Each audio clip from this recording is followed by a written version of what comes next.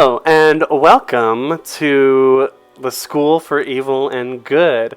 I'm Chris, aka Crifu Bernal, and I'm the MC for this Monster Hearts stream. I'm also one of the captains here at ManaPot Studios, which is a semi-global role-playing organization in which we try simply to put on great performative role-playing games online here at Twitch. If you don't know Monster Hearts, it is a Powered by the Apocalypse role-playing game that is specifically about supernatural teenagers. We are adapting that system in order to fit this very special setting based on the School for Good and Evil book series by Soman Chainani. It is a magical boarding school that exists in a world of fairy tales known as the Endless Woods. And today we have 4 new students coming to the School for Evil and Good, parody laws and whatnot, arriving today. So without further ado, let's begin our introductions, and we'll start with Trip. Hi, I'm Hopper, he, him. I'm I'm an arborist, a freelance DM, and I can be found on most social media at Fail Deadly, and that's with a 3 instead of an E because I'm awful. I am playing Trip, the loner Cerberus who was born on the wrong side of the tracks of everything. I'm very excited. And then moving up to Shinnok. So I am Maddie, Maddie Courtney. I am an artist, also a freelance DM, and you can find me on most social media as Cellar Tater, like cellar and then tater like tater tot. It was my Xbox Live gamer tag, and I can't escape it. And I am playing Shinnok, the fae who has had a brush with bad luck and a decades-old curse. I'm very excited. I go by Sean. And then we've got Lilu. Hello, I'm Marcy, although you can find me almost anywhere at Experimental Madness, and I will be playing Lilu Beaumont, the very, very shy, very, very bookish werewolf. Werewolf. Mm-hmm. I wonder why wolf. JK. And last but not least, we have Milo. Hey, my name is David, he, him. I am a graphic designer and an illustrator and a game designer. If you want to check out my stuff, you can go over to dbb-8.itch.io. And today I'm going to be playing Milo Greenbonnet, a uptight cadet in the King's military who is about to discover, perhaps, that he has more feelings than he cares to. All of our students come from a different region of the Endless Woods, as noted on their nameplates. But on November 11th is the first day of the start of term. And all 4 of our students are in their homelands waiting to begin the journey to the School for Evil and Good. Let's start with, I think, Trip. I'm going to switch us to this song. Trip, what does your home in the Pine Hills look like? I think the Pine Hills is a pretty laid-back kind of area. It's got rolling hills, lots of rocks, lots of crags, winding roads, lots of hairpin turns, and lots of pine. Lots of pine, but like all the types of pine: white pine, yellow pine, larch, which isn't a pine at all, but deep valleys and deep creeks, and just generally, we know where all the bodies are buried. I'm sure. Where are you standing, waiting for your ride, so to speak? Well, everybody that was supposed to be hanging out with me is seems to either have forgotten or doesn't give a shit. So I am. There's a pretty big gravel pit, and I kind of like kick rocks into it sometimes, but that's about it. You're hanging out. Do you have any gear with you, like bags or trunks? I've got a gym duffel bag that's stuffed with everything I own. And what do you look like? So Trip is wearing a really beat up red hoodie that's been like sewn and patched a whole bunch of times, which generally is pulled up to kind of just lower the profile. But he clearly has been punched in the face a bunch. Like that nose has been broken a lot, but like kind of decent looking and like this in a kind of skinny, underfed kind of way. A lot of brown shaggy hair and big old puppy eyes. Just generally trying not to be noticed. It's a cool day in the Pine Hills. I feel like it's generally warmer there than most other temperate forests or areas in the endless woods. But when the wind blows from behind you, you can smell some cigar smoke. And if you turn, you see a familiar figure stepping out of the pine tree line. It is a tall, widely built, anthropomorphic wolf. He's got gray fur and a large cigar sticking out of his mouth, and he's wearing like a pinstripe vest as he's walking towards you. It's your uncle. Uncle BB Wolf. There's a Trip definitely tries to conceal like a look of like not relief, but I don't almost gratitude. Like he clearly did not expect that.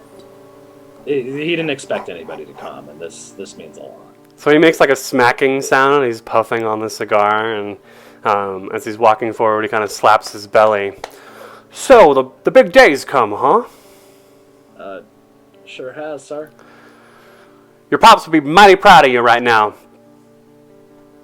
Following in his footsteps, one of the big bads. Trip just kind of looks down at himself, and just goes, "I believe it when you say it, sir." I remember my time at the school. It was a great time.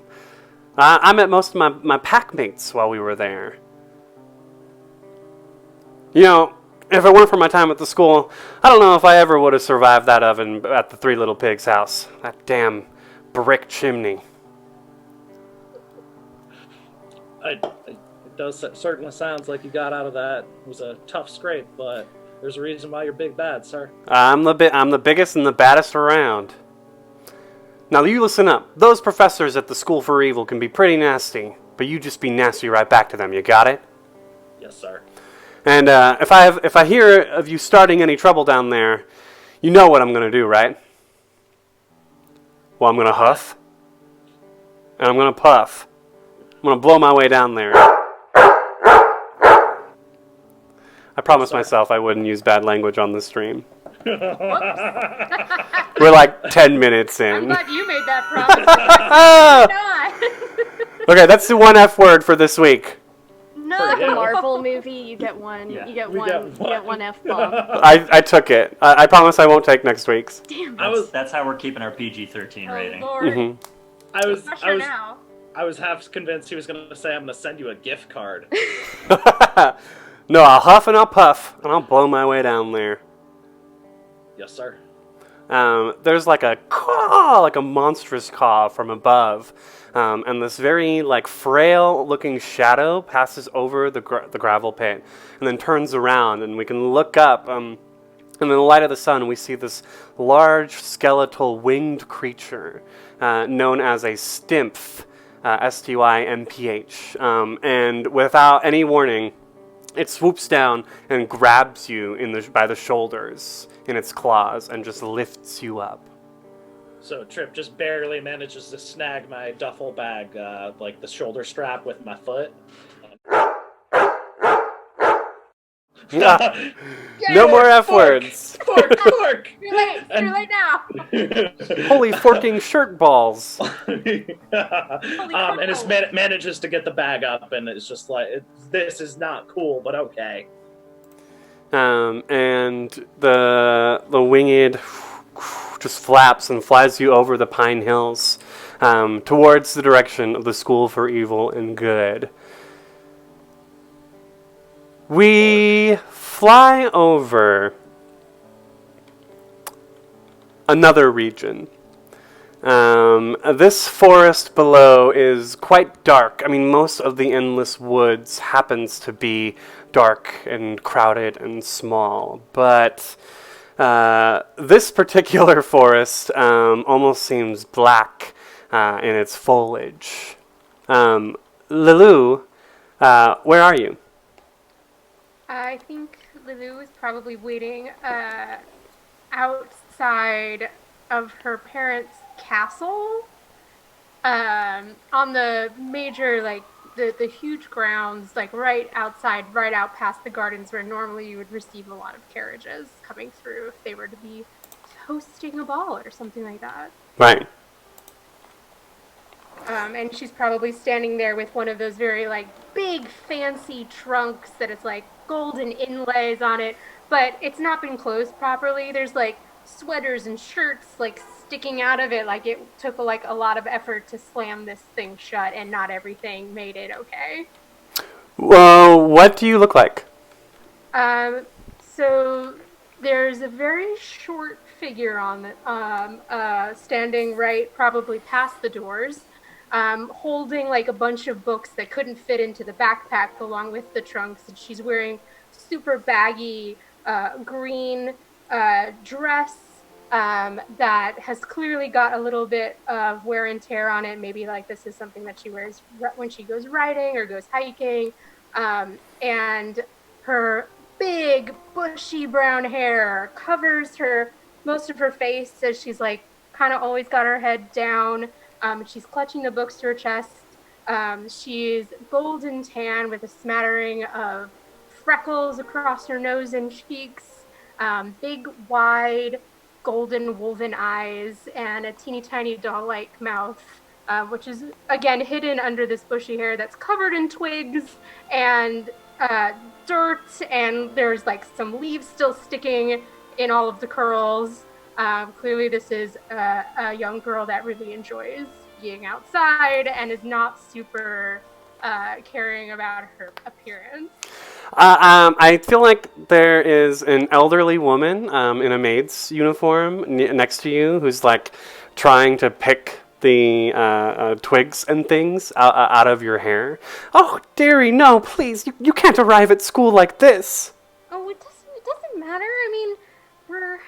I mean, everyone's gonna look a little disheveled, right? It's the first day of school. How bad could it be? It's not gonna be bad. Well, your mother didn't have the best experience from what I remember her telling me. Being a simple commoner from Alsace-Lorraine didn't win her any marks amongst her ever peers. Right. Well, I don't need to make friends. That's fine. I'm just gonna go to my classes and read my books, and it's gonna be okay. There's a deep voice from the gates as a tall, broad-shouldered older man with a graying beard and dark brown skin steps forward, and he says, "Don't put any worries in her head, Mrs. Potts. She'll do just fine." And she's like, "Oh." And your father, Isengrim Beaumont, steps out, followed by your mother, Belle, a tan-skinned woman with long brown hair that's kind of done in like a little curl around her back. And I imagine she's wearing like a simple yellow sundress. Or it's November. It's a yellow dress of sorts with a coat around it.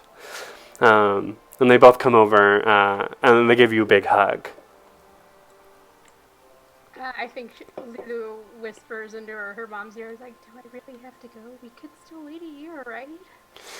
You left your ticket upstairs, and she hands it to you.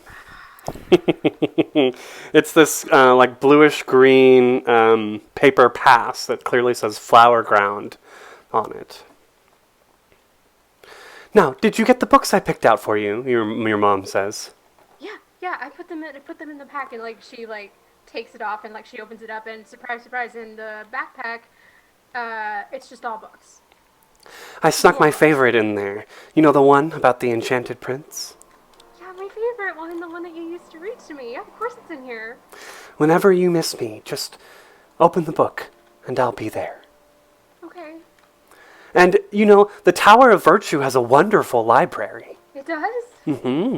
All right, that's not so bad. Right? I hear that your father speaks up. I hear that the School for Good has a new swordplay instructor as well. If you're interested in that. I don't know. Well, the thing is, like, Lulu is, but just very, not when people have to see her do anything. She's just hiding further into the hair. And he, like, kind of kneels down and crouches down and puts a big, like, almost paw on your shoulder. And he's like, don't worry. I know you may still think of it as a curse, but when I was a beast, I had enviable strength, unimaginable, and I know you've got the same gift. Take advantage. I know you'll be at the top of your class. Okay. Yeah, all right. Yeah, I won't, it can't be that bad. At that point, a lilac colored root jumps up out of the ground, and with it, holding on to a little like strap at the end of it, is a small gnome, a male in a purple pointed cap. Flower Ground pass for Lilu Beaumont. That's me? Right this way, ma'am. I'll take your luggage. Oh, okay. Thank you. And as you grab on to the strap on the root, it wraps around you like a belt. All right, now say your goodbyes. And he like, with the root, goes underground. All right, bye, Mom, bye, Dad. Your parents are waving. And as you move underground, you are on the Flower Ground. So looking around, you can see all of these different colored roots moving around. Trunks, if you will, with various evers hanging from them, or kind of holding on, very much like a subway. She's clutching her books in one hand, but is deeply like trying not to make eye contact with any people, but is just like deeply fascinated by this entire thing. Nice. And you are headed on your way to the School for Evil and Good. Like the train like rumbles along, and we go through a river, and you can see like the water just kind of like pouring down as we pop back up on the other side of this large river that creates a very natural border of the Black Forest, and we head into a more rural-looking land with green kind of like flowing hills. Actually, Shinnok, what does Alsace-Lorraine look like from above? I think from above it definitely looks very green, and there's lots of rocky outcroppings sort of dotted around the land. I think it's probably a very Fae-dominated area, so there's lots of fairy mounds, so those sort of large rolling hills that are a little too perfect.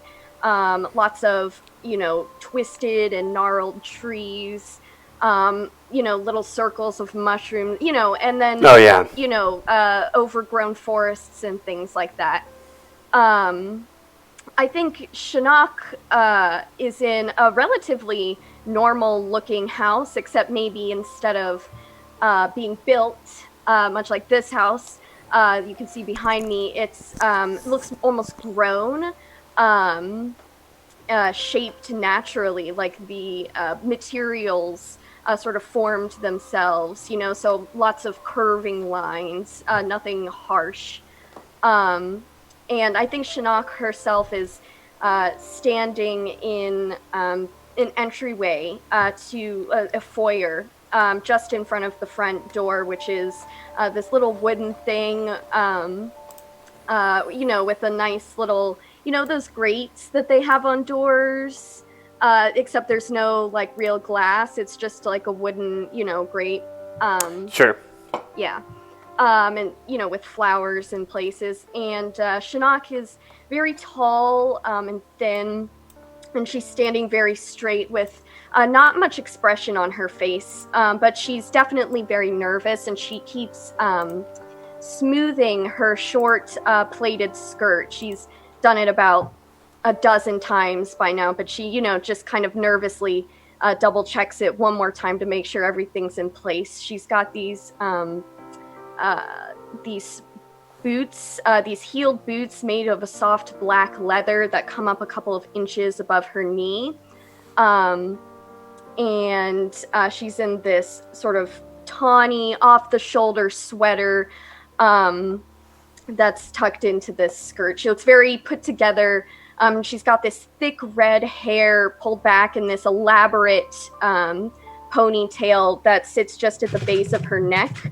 And that sort of auburn hair sort of cascades down to below her shoulder blades. And she's got a very neatly packed trunk next to her. And, she is kind of glancing up at out of the grate up at the sky a little nervously. And, I think she's just kind of standing there and waiting. So she's, like, inside the door, kind of just, like, looking. Mm-hmm. Yeah. Where is your father? I think my father, I think he had work today, so he's not here to see me off. And my mother is she's probably still in bed. So there's no one really here to say goodbye to me, just yet. I think she's very alone and trying to seem very put together, Mm-hmm. though she maybe doesn't feel it. Okay, so as you're waiting, you can see a small creature kind of like flit up towards your door. A fairy, just flying with these very like translucent but kind of glowing wings. Mm-hmm. And as they're flying up, you recognize them as your friend Pip. Pip. How do you know Pip? I think so. Shinnok was born into this well-to-do Fae family, but she's always been very. She's got kind of a golden tongue. Very good at making, acquaintances and friends, and just didn't really like to be cooped up inside. Like to be out meeting people, socializing. Got it. And I think Pip is just. Probably one of her old, like, very old, long-time friends that she probably played with when she was very little. I think, so Shinnok has sort of come into a bit of bad luck over the past couple of years, and her and her family's reputation has kind of taken a big nosedive. And I think maybe Pip is the only one that, like, still talks to her. Shinnok! Pip's, like, frantically, like, flying over. Shinnok! Are you still there? Did I miss you? Shinnok, I think the first expression you've seen kind of breaks over her face, and it's relief, almost. And she runs to the door and flings it open and says, Pip, no, I'm still here. I'm here. I haven't left. The little fairy like flies straight into your neck and like wraps their arms around you. Yeah, I think Shinnok smiles, and you can see some very pointed canines, very pronounced. And she curls her hand very gently around the tiny little fairy and you can see her nails are painted black, and they're very long and sharp. I still can't, it's like when she pulls away, or when they pull away and look up at you, I still can't believe you're going to that school for nevers. I mean, you're not a villain, right? No, I mean, not yet. But you don't never want know. to be. Oh, no, of course I don't want to be a villain. But I don't understand why you were picked. I mean, aren't like the people related to fairy tale heroes and villains usually the ones who get in? Yeah. I guess you must just had a really good application, right? Yeah.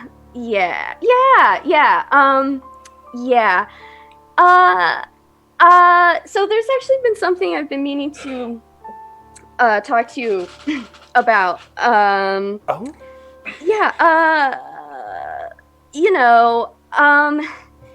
do you ever, she's definitely nervous now and is like kind of looking up at the sky a little bit more, almost pleadingly, and she says, you ever hear of Reynard, the fox?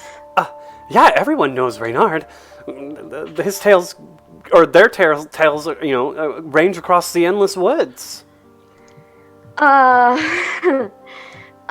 Did they do something to you? No. I mean, the last Reynard hasn't been seen, for 15, 20 years. Yep, yeah, about that long.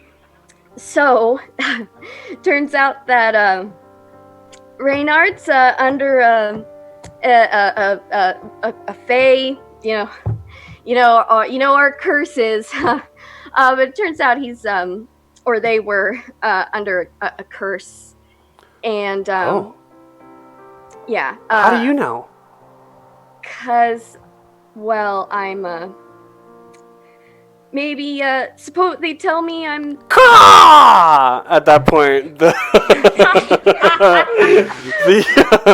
the large skeletal bird creature, winged creature, flies, past your house once, twice, and whatever you're about to say gets caught, kind of drowned out in the flapping and the cawing, and it lands right on top of, the front part of your house where the door is, and it's kind of it starts stomping a little bit because it can't get at you from where you are inside. I was probably leaving these huge gouges in the front porch, and Shinnok winces, and runs back inside and grabs up her trunk and says, I'll fantasy message you. Just write me a letter, okay? Yeah, I'll write you a letter. Yeah, I prefer fantasy message. I'll write you a letter. I gotta go though. Don't want to be late. And with a look of relief, I think she. I don't think she wants to be I don't think she wants to be grabbed. So I think she's just gonna walk up to this bird and kind of give it a once over, and she's gonna say, "So, how are we gonna do this?" And it reaches out to grab you by the shoulders like it did with Trip. That. I'm desperately holding onto this massive trunk, trying not to drop it. As it lifts you up and takes you off towards the School for Evil and Good. From here, we can actually see the twin spires of the schools.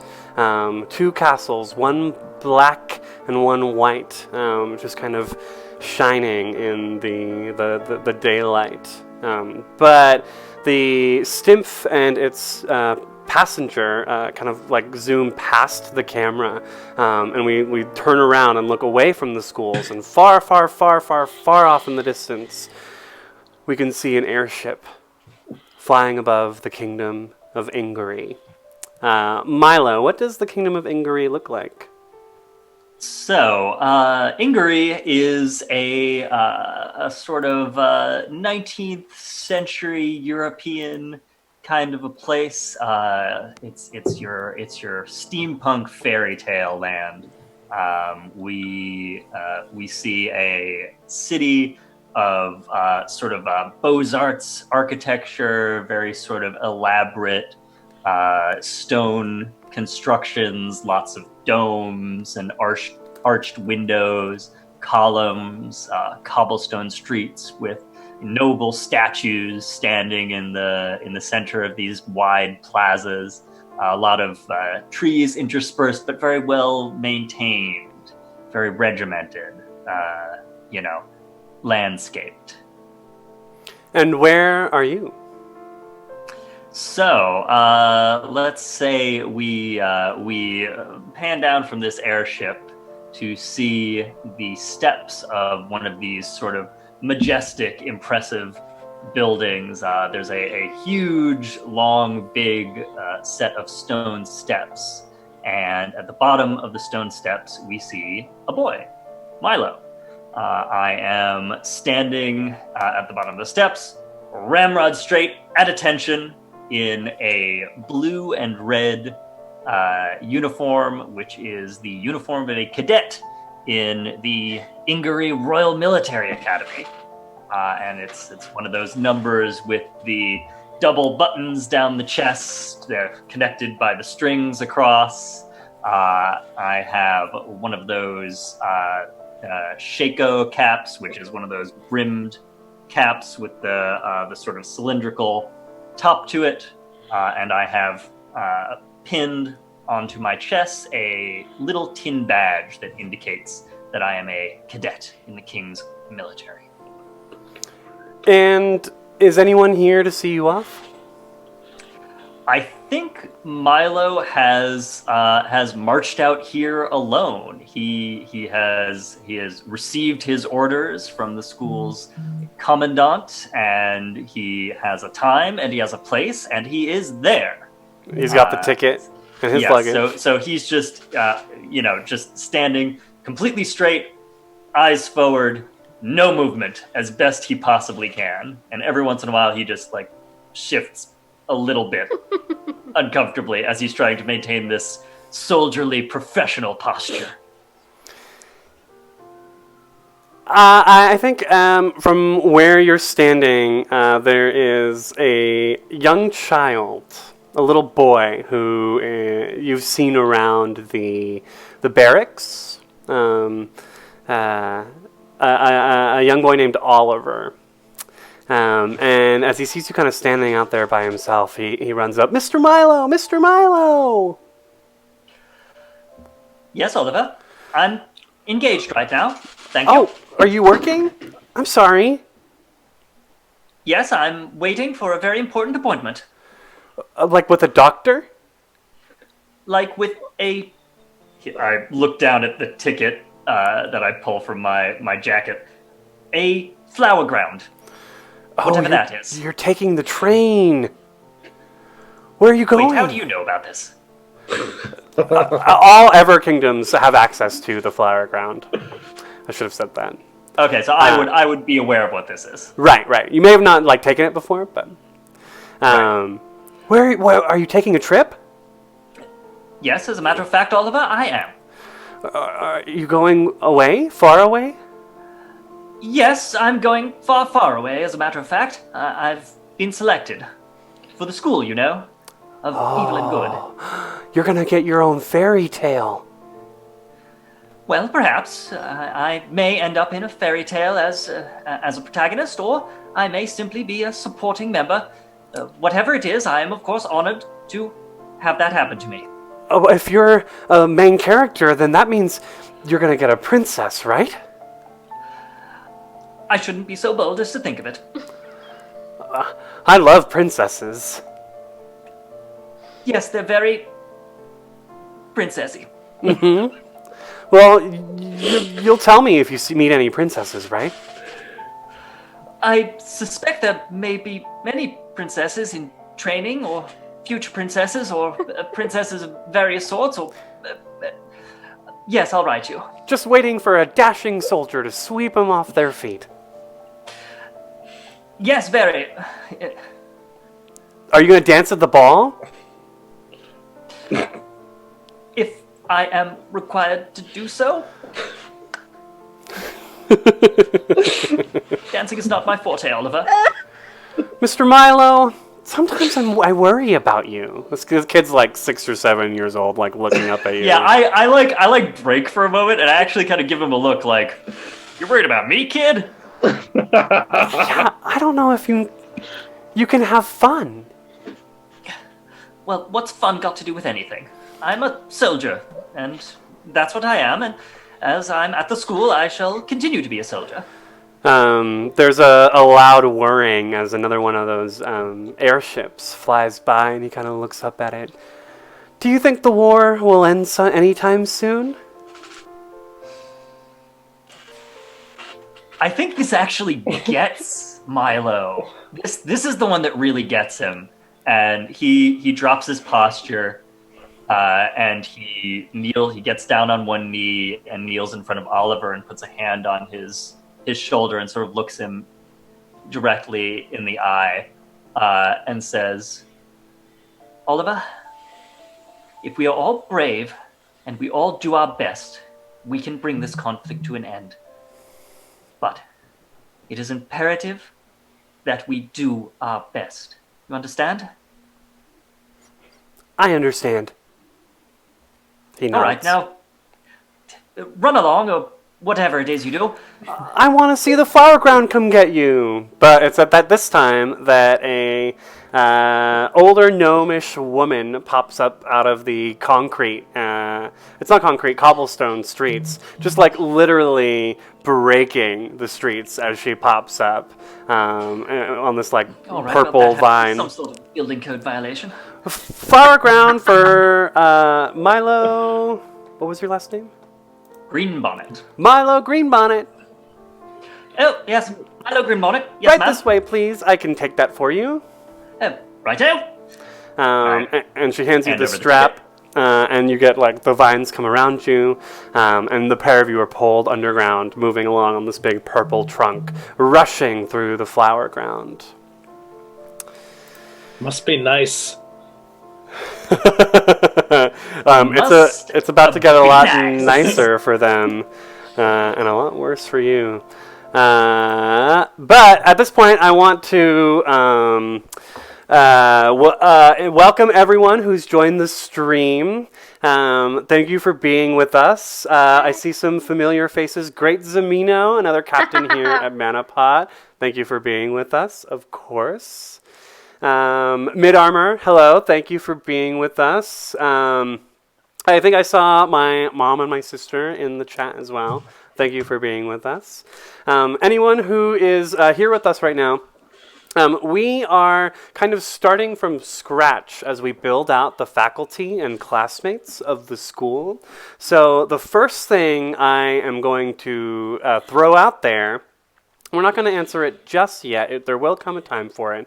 Is I have asked our players, and I'm asking you, the viewers, to think about who the deans for our schools of evil and good will be. In Saman Chainani's book series, he obviously has faculty and deans and characters all, spelled out already. But Spelled out.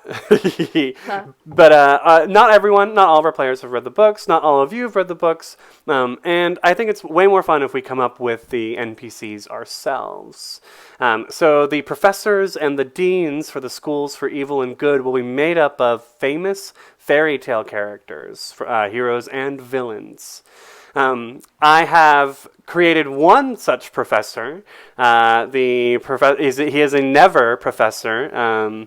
He teaches henchman training, and he is Gaston Legume from Beauty and the Beast. This is gonna get awkward real fast. We'll see how that happens. What happens with Lilu? He is a Never professor, and she is an Ever student, so it shouldn't be that bad, right? They're not Right. gonna cross paths. No way. But I'm just to put it out there. We need 2 deans, the most epic heroes and villains, preferably magic users, I think, from various fairy tales, legends, and myths. We'll just kind of like throw it out there. Viewers, if you have any ideas, feel free to just throw it into chat whenever you get the chance. Players, if you have any ideas, feel free to throw it into chat if you get the chance, and I will try and keep an eye out for it. And hopefully after the break, which will be Morgan Le soonish. Fay. Oh, Okay, we've had our first nomination for Dean of Evil, Morgan Le Fay. Oh, I I see see. another. Wait, yes, Sea there's Witch. another, the Sea Witch. Oh, that's Ursula, thank you, G. Michael Austin. That's very good. I'm going to that write is this good. down. Dean for Evil. We have Morgan Le Fay. I would love. I'm I see a super. Hercules from Great Hercules, Samino. that's good. Hell yeah! Hercules for Oh. Dean for Good. The worst. Give us some more. Give us some more. These are awesome. Like props, but ugh. Hercules would be Hercules. sweet. Can I you mean, even if imagine anything- the pomposity? I feel like what's the that Not my satyr's Dean. name? Oh, you mean the one Danny DeVito plays? Phil. Yeah. Titties. What was His it? name's Phil, Disney right? fan. Yeah. Phil. I think if Hercules is a dean, then Phil's got to be a professor. He's Oh, obviously oh. the gym teacher. Yeah. Oh my God, yeah. I mean, yes. Also, if Ursula's or if the Sea Witch is not a dean, then music, dude, choir instructor. I see a Merlin. Oh, that's choir instructor's good. And Merlin. if you fuck up, or I if you like fork Merlin. up, Fork up. she takes your voice. Or Ariel should be the choir instructor. I could see that. I could see that. That's true. That's a good Hit you one. guys with this one. We Wicked got Witch. somebody in here from the other side of the room on the chat. Hi, darling Archer. You were saying, Milo? Wicked Witch of the West, Good Witch of the North. It's the North, right? Yes, Alphaba and Glinda. Yeah. I also see from Great Samino Rumpelstiltskin. Rumpelstiltskin's a great never. I love that. I really like the opposing fairies, Alphaba and Glinda. I'm gonna write those What about down. Maleficent? I love Maleficent. Oh, yeah, that's good. Maleficent is a really good. Acapella and choir competition with Ursula and Ariel as rival teachers was A an whole idea other thrown out in game. chat.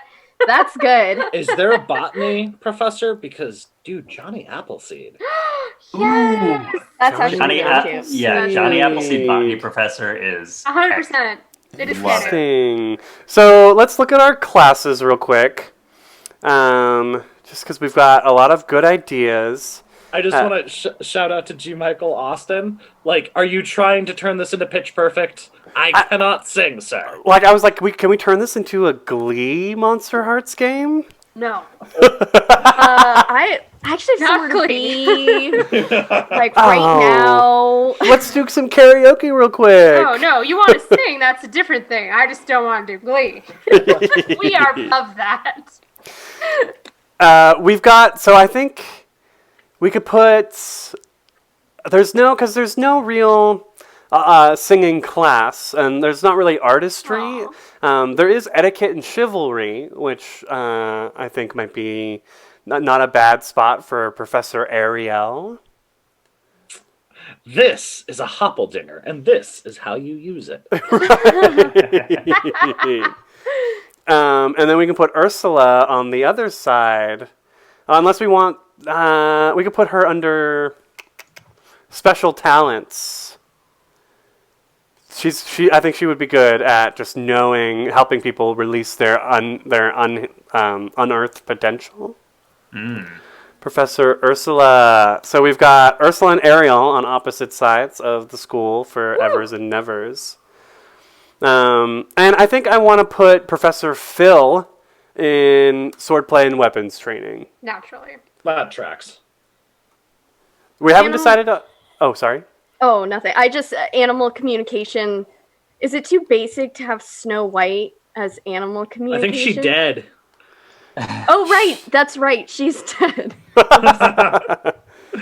And or ruling her kingdom, but it is like we could definitely. We could use Snow White or someone like her. You could use Rose Red. Technically a different fairy tale entirely, Or but Cinderella. She talks to mice. she'd probably be. Well, would she be? No, she wouldn't be better for etiquette though. Nah, animal communication for sure. We'll leave it blank. We'll think about it. Nothing. I don't think nothing. What about Maid Really. Marian? Oh, Ooh. Yeah, I was that's going to a good say one. we should throw a Robin Hood in there somewhere, or a Sheriff of Nottingham. I like that. Please, but is there an economy course for the villains? Rumpelstiltskin for the economy course, obviously. I think Yeah. Capitalism 101. like the dark, like the beginning of the truly evil format. Or, of I mean, capitalism. how deep do we want to get in fairy tales? Because if you need henchmen and all this, like, do you need like what are the other courses for the villainy? So evil, we have uglification. We have curses and death traps, which is taught by Oh, the dude, dean. Medusa, obviously. Uglification. Oh. Yeah, that's That's pretty choice. Professor Medusa. yes. Perfect. Curses and death traps, which is typically taught by the dean. So if Morgan Le Fay might actually be a really good, Morgan as well as Le Fay. Maleficent Yeah. for that one. I like.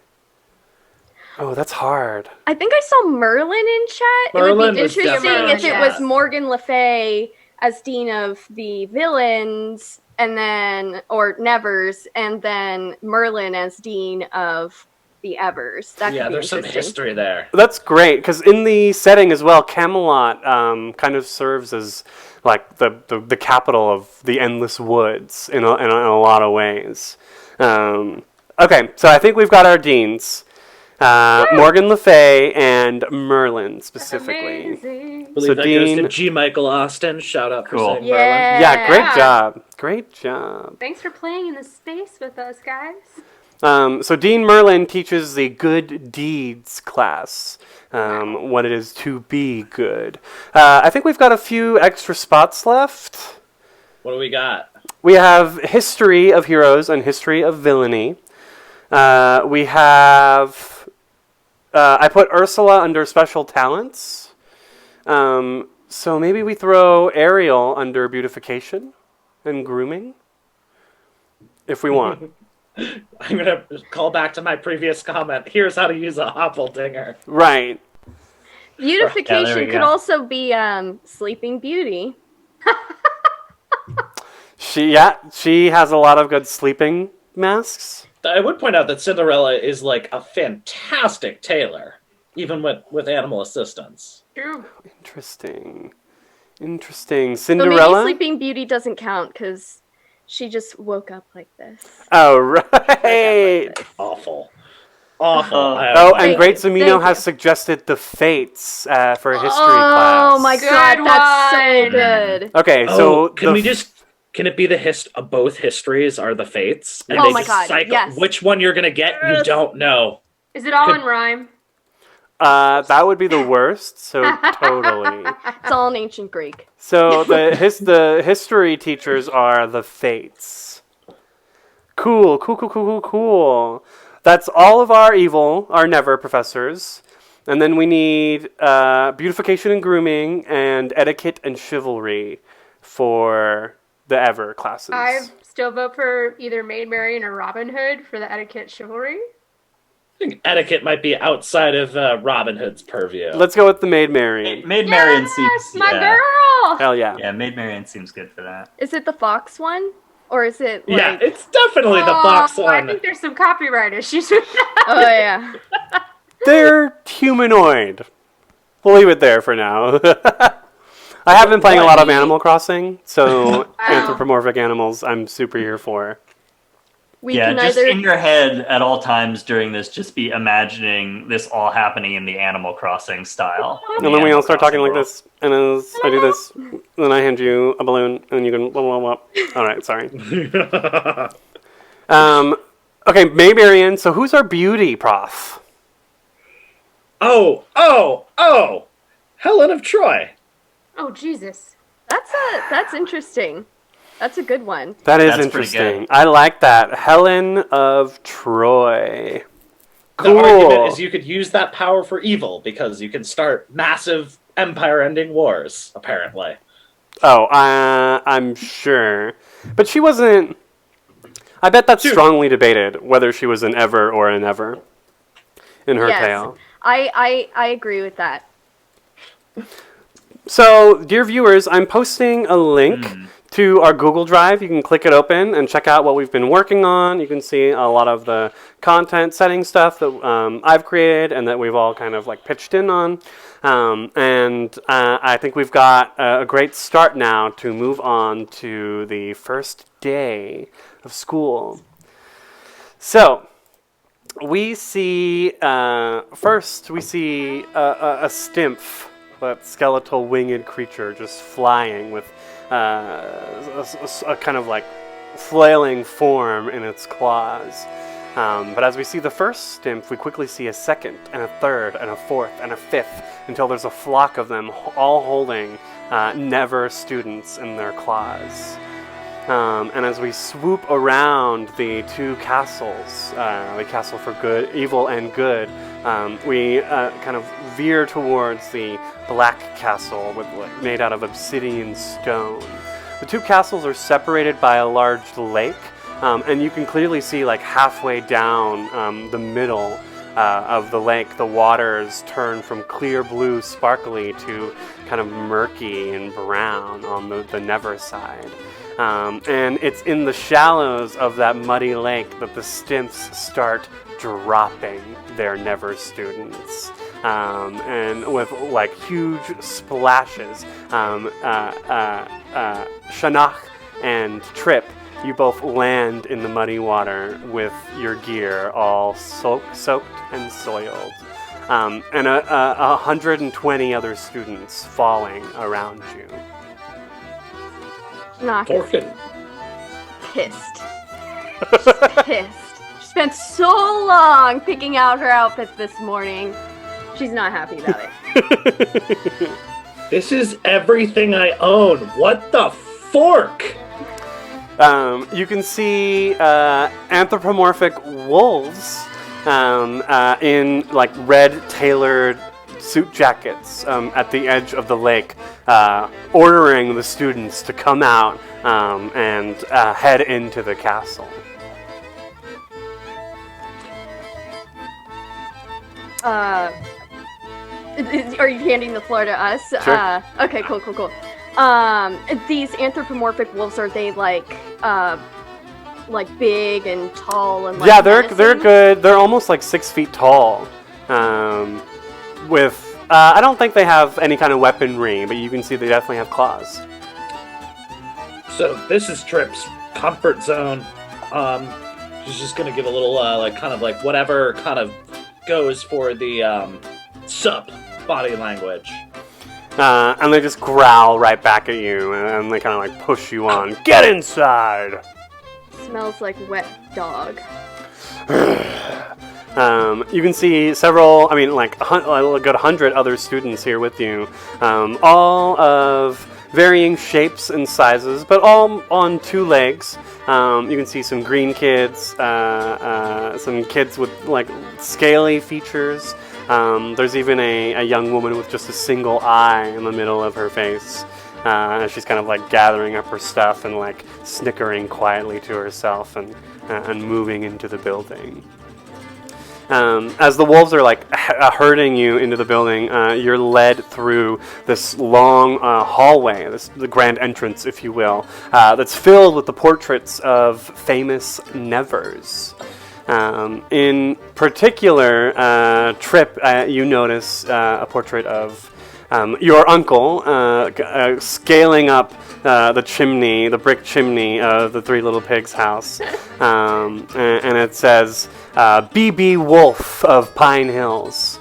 And then, like, a few portraits down later, you see a portrait of your father in a large 4-poster bed with, like, a floral bonnet around his face, like holding up a blanket to his chin and grinning wickedly. What was your father's name? Do we have a name for him? You know what? I'm gonna. His name is Gerald. Gerald Wolf. Let me write that down. Gerald Wolf, attorney at law. Gerald. Yeah. Hi, Pastel Umbreon. We did just start. We started with our Never students arriving at school.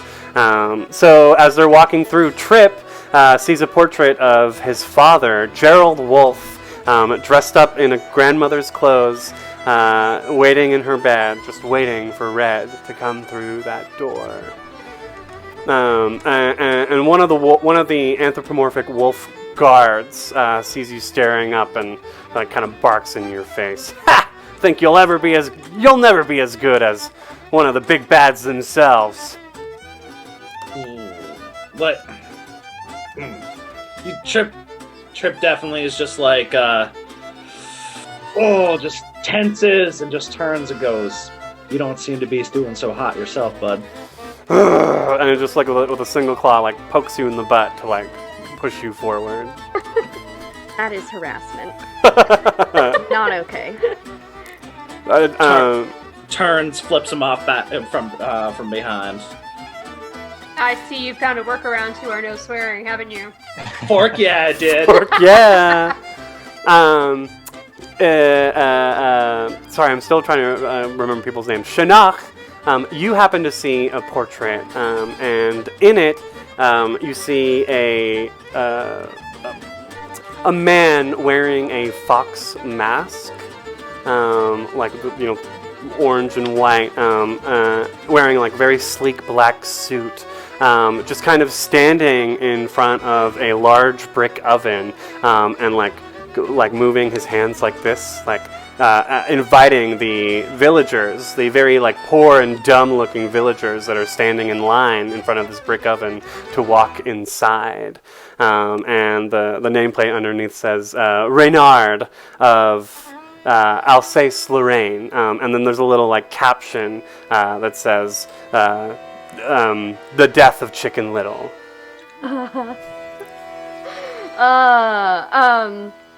I think Shinnok stops, and she's standing there covered in mud. Her nice boots, probably ruined, and looks at this sleek figure in this black suit, and I think she zones out for a second, and I think we see in her mind sort of very flashbacks to Nam kind of idea. She kind of feels the heat of this oven and hears some screaming, and I think she just is standing there, very stunned, looking at this for a long moment. And after a while, the guard kind of one of the wolf guards pokes you and goes, "Come on, get a move on, and you all feel very pressured and herded, very much like cattle at this point. I think Shinnok whirls around, kind of startled out of this reverie, and snarls, baring these very pointed canine teeth, and she says, "Don't touch me!" And her nostrils flare, and she straightens up and grabs her trunk and stalks off. The group of students, all 120 of you, enter out into this large, grand hall that leads off in several directions. But you can see that there are stairwells that go up to 3 different towers that are labeled Mischief, Malice, and Vice. And there is a grand-looking woman at the top of the one staircase that splits off into 3. She's wearing a very loose but form-fitting black shift, if you will, that goes all the way down. I almost see it like kind of Morticia Adams style, the way it like yeah. creeps out on the floor. And she's got long black hair and a silver tiara with a single emerald gemstone in it. And there are a few other figures here, professors of evil, standing around their dean, Dean Morgan Le Fay. And oh my God! I mean, 20 minutes ago we didn't have a dean. Did do it. Yes. I couldn't have picked a better dean for villain, honestly, and I didn't even have to. I used to want to be Morgan Le Fay. So anyway. Hey, now you get a chance. Yeah. She simply, like when everyone's gathered, she just opens her eyes and silence fills the hall.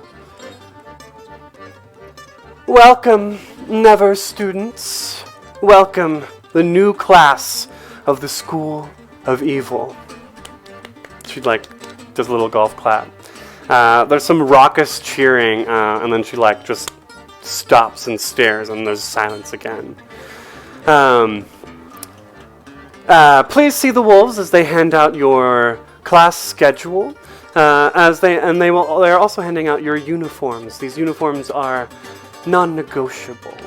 And if you look at them, they're just kind of these simple black and red uniforms, black with red trim, silver and gold adornments here and there. Maybe spot hidden pockets for a dagger or some spell components. Everything a burgeoning student of evil needs.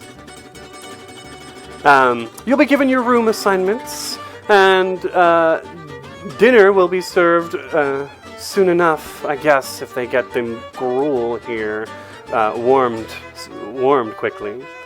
If you have any questions, please don't bother me with them. And that is all. And with she just turns and swoops off. Legends only. You can see several of the other professors. Let's see. Let's go through them real quick. Left to right, we see a tall, very skinny woman wearing a black veil over her face, but you can see that her hair is writhing underneath like a nest of snakes. Next to her is a taller, broad-shouldered, older man. The years have definitely set into his face, and you can see the wrinkles. And he's got a black cane with a golden knob on it, but he's wearing a red collared tunic, and he's got a musket on his back. That would be Professor Gaston. I'm gonna steal that musket. And then next to him, we have a rotund-looking woman wearing a black strapless dress that goes all the way down to her ankles, and then kind of just hangs there, very Tinkerbell style, if that makes sense, with the little petals, if you will. And she's definitely got heavy makeup on her pale face. It's her face is so pale, it's almost kind of gray, with thick purple lipstick and a shock of white short hair. And she kind of looks down at all the students and licks her lips hungrily. So with that, let's head across the lake to the School for Good. Ooh. My feelings.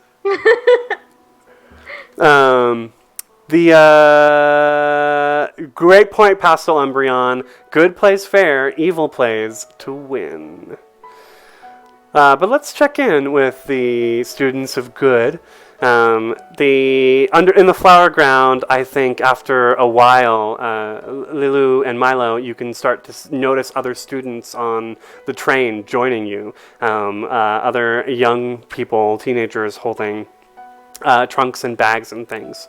And after the end of the journey, you all start popping up as one into this quite well-groomed green garden, where there are a wide spectrum of rainbow-colored fairies flitting about and with glitter kind of coming off of their wings, waiting for you as you arrive.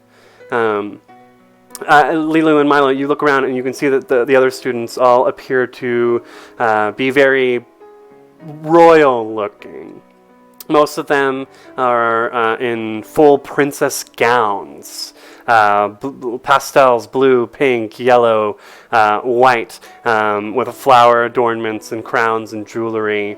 The young men who pop up are wearing actually similar garb to Milo, except where it looks military, whereas yours is very like stridently military. Theirs is more dashing and romantic.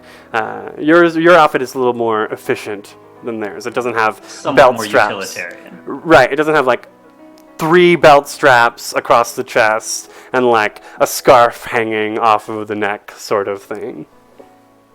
But the fairies all like gently come to you and wave their hands and kind of lift up your luggage with you. This way, this way.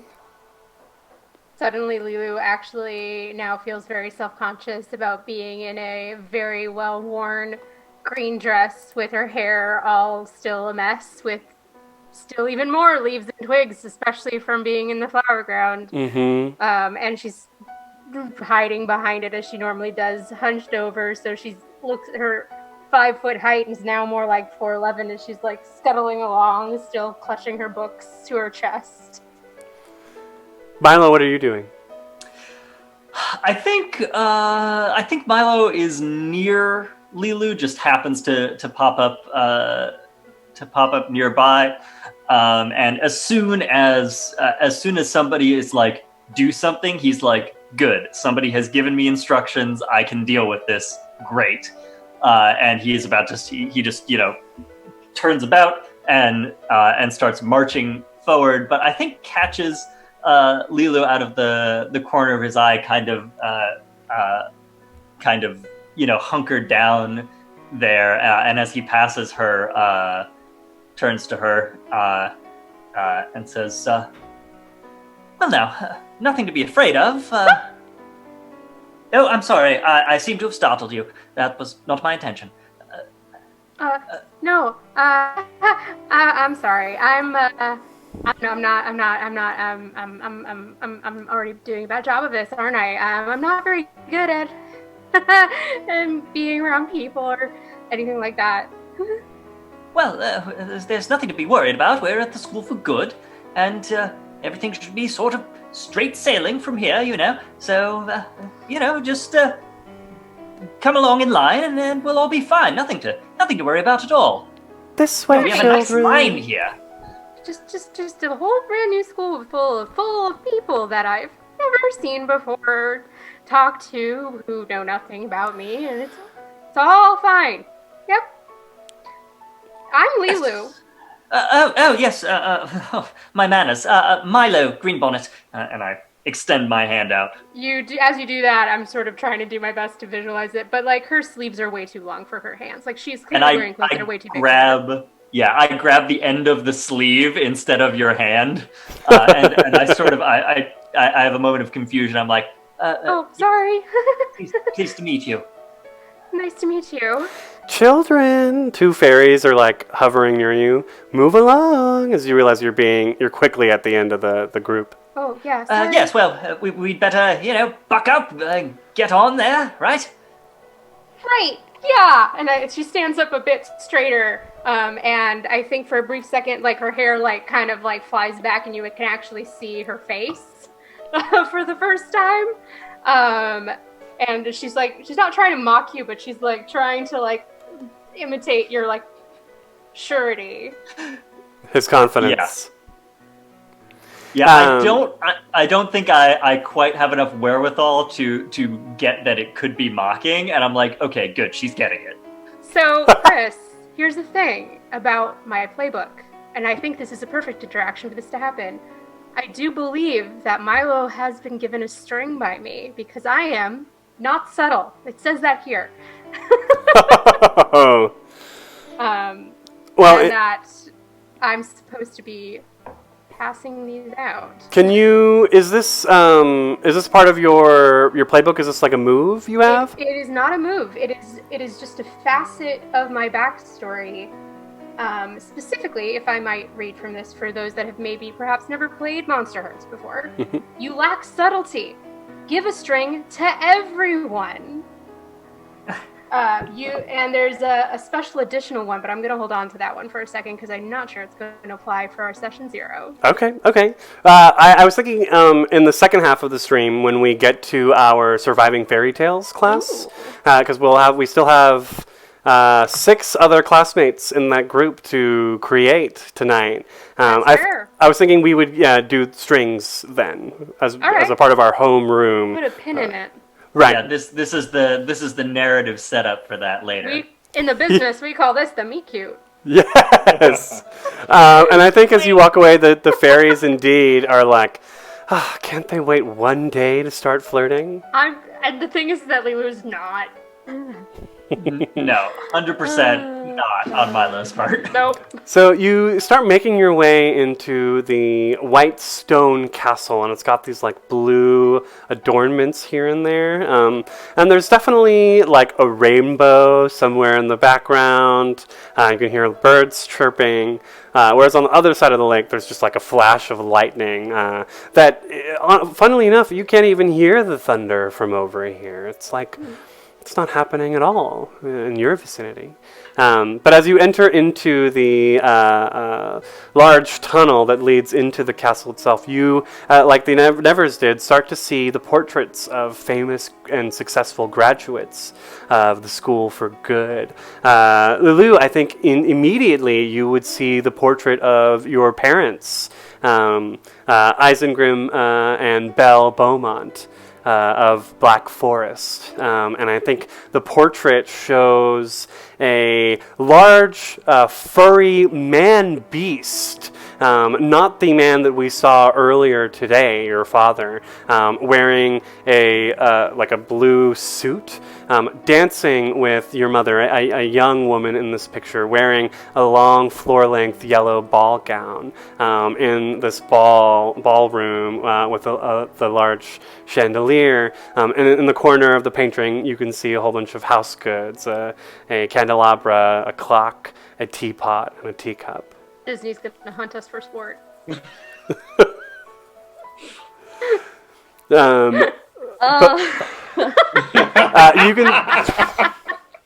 You can see several ever girls crowded around that portrait, kind of tittering to themselves like, "Oh, how romantic to be kidnapped by a prince and to teach him how to love. Oh, don't you just wish, girls?" I mean, they're talking about my mom and dad. They are. A little gross. Gross. Further on down the hallway, the pair of you spot a fairly new portrait as far as the rest of the portraits are concerned. There is a very dashing young man standing on the porch of a large, kind of square and squat-looking castle. But the thing here is that as the portrait goes down, you can see that the castle isn't in place. It's moving and has these large, like long, spindly black legs, metal legs underneath it. The man is like looking out into the horizon with like a blue cape kind of swirling around him. And on the nameplate, it says, "The Wizard Howl of Ingary." And Milo, you see that? Yeah, I think that catches my eye. And I think I turn to Lilu. Well, that's a sharp-looking fellow, don't you think? Yes, I think the castle looks neat. Yes, from Ingary, you see? That's where I'm from. Sort of a hero in my parts. I think, point of order, GM, would Lilu have heard of Ingary? For sure. Okay, yeah, okay. Cool. When a fairy tale is finished, the book appears in all of the lands across the Endless Woods. Oh, gotcha. So I'm in your library. I'm sure you have the book Howl's Moving Castle. I've always liked the idea of never staying in one place and just constantly going out to see the world. It's kind of exciting, isn't it? Yes, it is. Of course, there's a lot of world out there, certainly, and sometimes a world needs people to sort of stay in place, and hold down the fort as well. That's good too. One can be dashing and do that, Yeah, I guess we're going to learn how to be, I guess, kind of heroes, right? Well, I shouldn't presume, but perhaps there's something of heroism in us. We're here after all, aren't we? It must be for something. I don't really know why they picked me. I mean, I know why they picked me. I mean, you're a princess and you kind of have to get taken here, but it's still... I'm sorry. Did you say you're a princess? Oh, yeah. I don't really want to announce... Oh, my. No. Terribly sorry, and I immediately, military, from the waist bow. She's Your Highness, hiding under her hair again.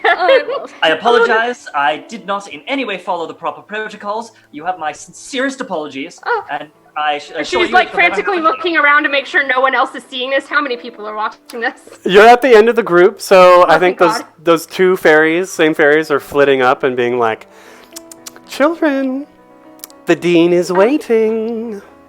Please get up. It's fine. It's fine. I Sorry, find in a Agnes. lot of no, you can call me Lilu, please. It would be inappropriate. Princess Beaumont is a lot, and since the parents' pictures are already on the wall, I'm already afraid people are gonna put two and two together, and then so many people will talk to me, and it will be so much worse than how it is right now. Me talking. Your parents are on the wall? Yeah. Over there, and she points to Beauty and the Beast. My goodness. No, it's fine.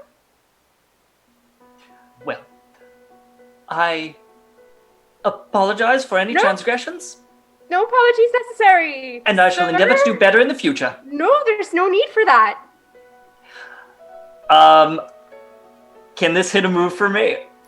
I have taken the move, try harder next time, which is when you screw up, give yourself an appropriate condition and take one forward. And Milo thoroughly believes that he has just screwed up by not properly addressing royalty. Take one condition. So this goes into the rules of this game that we've played before. Totally. Once or twice. Conditions, how do those work? So, as far as I understand it in Monster Hearts, they are fairly free form. I think it's a sort of a word or a short phrase that sort of describes your state that is now kind of tagged to you. Okay, conditions are given, blah, blah, blah. If you take advantage of... So you can take advantage of conditions that someone has while making moves against them. Excellent. So let's... you're a little embarrassed, maybe? Yeah, I think that's the most straightforward thing to put He's down embarrassed. Mortified. A small case of foot and mouth? Here. Yeah. For instance, I start off the game with a condition. It says, "You don't fit in. Give yourself a condition." And I chose grubby, which became real immediately after you dropped us in a forkin lake. I did. Muffin forkin lake. A muffin forkin lake. So as the... so you definitely take the embarrassed condition. But you'll get +1 forward? Yeah. So whatever your next thing is, because you want to make up for it. So I'm just going to underline that I have that for Makes my sense. for the next roll. So the fairies kind of hustle you into this large chamber where you can see this grand staircase, and the dean and the professor is at the top of it. The staircase goes up to, I think, 4 different towers on this side. What are they? Charity, honor, courage, and virtue. I'm pretty sure those are the towers for the School for Good. And we can see the dean standing up front, Merlin. He's wearing a long blue robe and a pointy blue wizard's cap with stars adorned to it. And he has a great big white beard and these little thin wiry glasses. And he's surrounded by his faculty. Well, welcome to the School for Good, my dear Evers. It is a joy and an honor to introduce a new class to the School for Good. We need you. The endless woods are getting darker each day, and evil grows stronger. But with the might of our light, we can make it right. Now, the fairies are handing out your class schedules as well as your uniforms. The uniform, actually, Milo, yours does not look too different from what you're wearing. It is a simple blue, but still very kind of like cadet-like in a lot of ways. It does happen to be a lot more tailored than you're used to. Lulu, on the other hand, you're kind of given this like big pink frock. It's quite poofy, with little white lace hanging like around your hips, like the little. Is things. this like that one Princess Diaries dress? I hope so. Find a link and put it in the Twitch chat for us. Is it form-fitting? It's not. Yeah, it's not. It's not like super thin and revealing, but it's definitely not loose or baggy. Uh-oh. Sorry, excuse me, is there any way I could get that, like, one size bigger, or, maybe? As you whisper and mumble that to yourself, the fairy just flits on. Okay, thank you. Not hearing. Please settle into your rooms, and enjoy your stay here at the School for Good, Merlin says, and he nods and walks off. We can see the other faculty members here. A beautiful blonde woman wearing a kind of shearish-looking white toga with a crown of laurels around her head. She's very beautiful. Statuesque is the word, 100%. Next to her is a darker-skinned woman with dark red hair and a pink kind of like bonnet. Not bonnet, but like, it's not a veil that goes in the front, it's a veil that goes in the back. Very nun-like, I guess.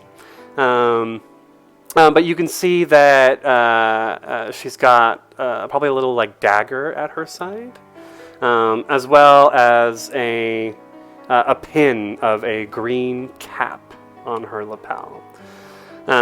Next to her, the camera goes down, and there's a short, chunky satyr there, a faun, a hairy man with the legs and feet of a goat.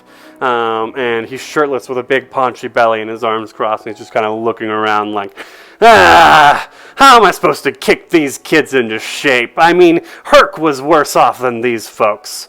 But whatever, and he kind of goes off. Oh my gosh, I have Professor Maid Marian here twice. We put her in for etiquette and chivalry and animal communication. Didn't we talk about Cinderella potentially being that? Let's do that. Cinderella for animal communication. Great.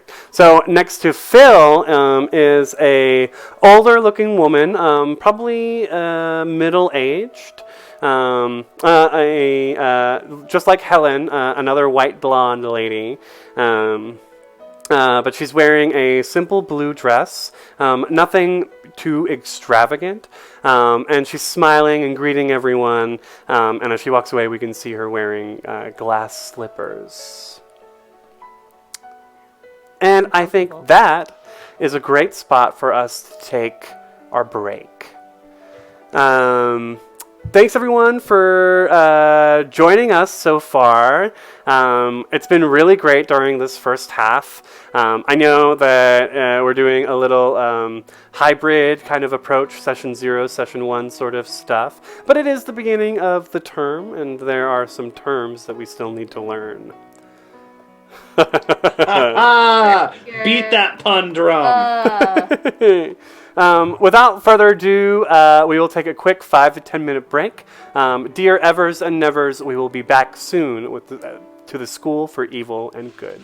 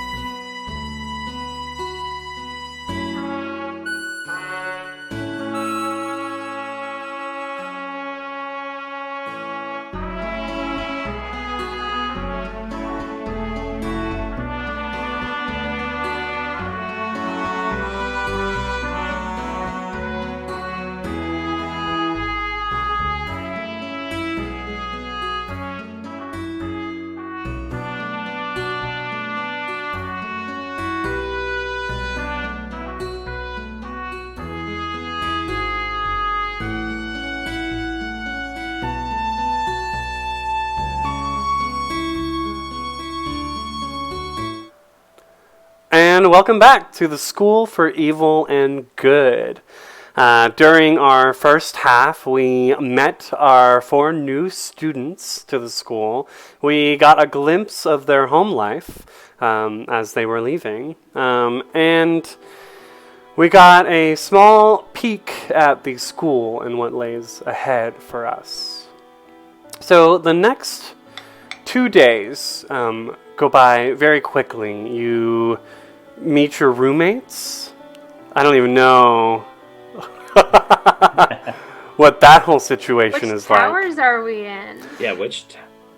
So at the School for Evil, I think all of the students live in the School for Mischief, in the Tower for Mischief. Chris, I think you're mispronouncing School for Awesome. Excuse me. In the School for Good, which I guess should be the School for Lame in your vocabulary. Typical. Yeah, actually typical. That's perfect. The boys and girls are split up in the School for Good into 2 separate towers. School for... Hold on. Let me Google this real quick. Can Trip be my roommate? It is by... They do separate by gender. In the School for Evil as well? Yeah, you're both in the same tower, but they separate the rooms. Same Whereas hall. the... Or level? Sorry? Same hall or level then. Potentially. Yeah, same floor. And I take it back. In the Honor Tower, so the School for Good has Purity, Honor, Charity, and Valor. That's where the library is. All the students are in the Honor Tower over there. So you might be on the same floor with Milo as well. Milo, you made a little bit of a scene on the first day as you were speaking with Lilu, and you took a condition. No, I didn't. I don't know what you're talking about. You took a condition. We got the conditions a little wrong, so it's not necessarily that you're embarrassed. It is that the rest of the student body now has a certain image of you after watching that interaction with Lilu. Yes. So You said not a lot of people were watching us. Enough. There were enough to get the word spread. Yeah, so I have instead written down the condition uptight because that reflects how the student body now sees me. Right. So if anyone wants to make a move against or on, make a move on Milo, if you can find a way to work in the fact that he is uptight, you will get +1 to that roll, in addition to whatever else you would be getting. These seltzers are making me burp. I feel like a never student. Perfect drink for a stream. The first time I ever recorded a podcast. This is a real soda stream now, folks. Oh my god. No. Oh. Moving on. No, and that's the end of the show. Yeah, We're I'll done just here. Hit this Alright. done streaming button, and we'll call it a day. I think over these 2 days, we can see the students kind of getting in, going to their classes, taking lunch. Lunch is a very important meal in the day. It's a very important meal in the day because Evers and Nevers take their lunches together. Yes, the tunnels lead out from each school to a small clearing next to the Endless Woods, where the 2 schools take their lunches.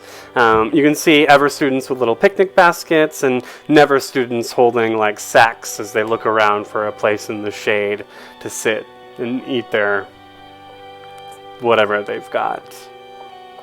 Could you describe the Never uniform for me again? Yeah, it's definitely it hangs. It's black with red trims, and like some small gold and silver adornments here and there. But it's very subtle. It's efficient. There's a lot of secret spots for hiding things. Cool. So is it kind of like military uniform-esque in that? I was thinking like jumpsuit, but like sexy jumpsuit. Yeah, definitely more of a jumpsuit Cool. or a onesie. I think jumpsuit is cooler. Yeah, can we they're the same thing, but can we not say it that way? Rule of cool. As you're walking, the wolves are like, "How are those onesies fitting?" They're jumpsuits. Thank you. Clearly, you didn't go to school. He growls really deep at that. Scary.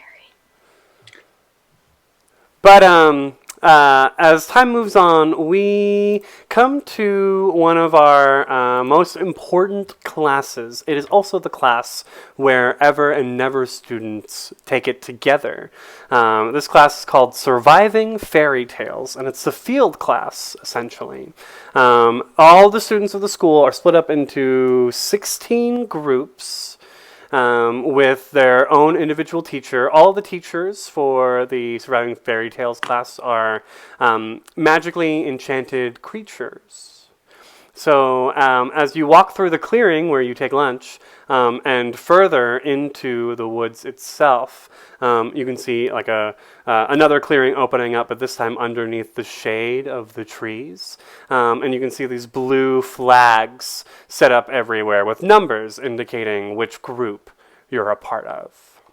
And under the pennant that says the number 13, you can see a centaur man.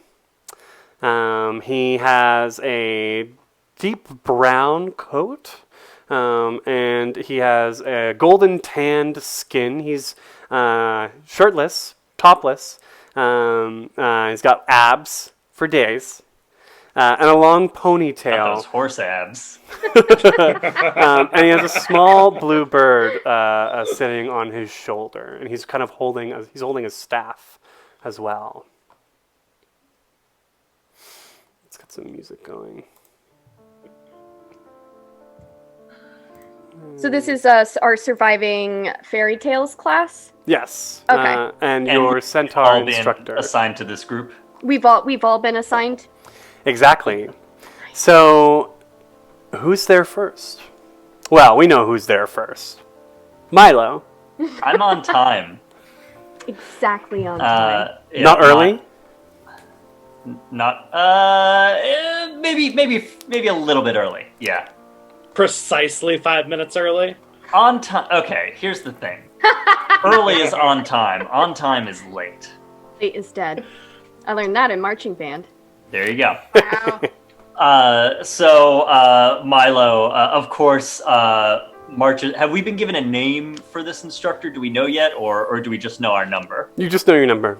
Okay, so Milo, of course, marches up to the pennant with the 13 on it, and stands at attention, salutes the centaur. Sir Milo Greenbonnet reporting, Group 13. Oh. The first one's in Ever.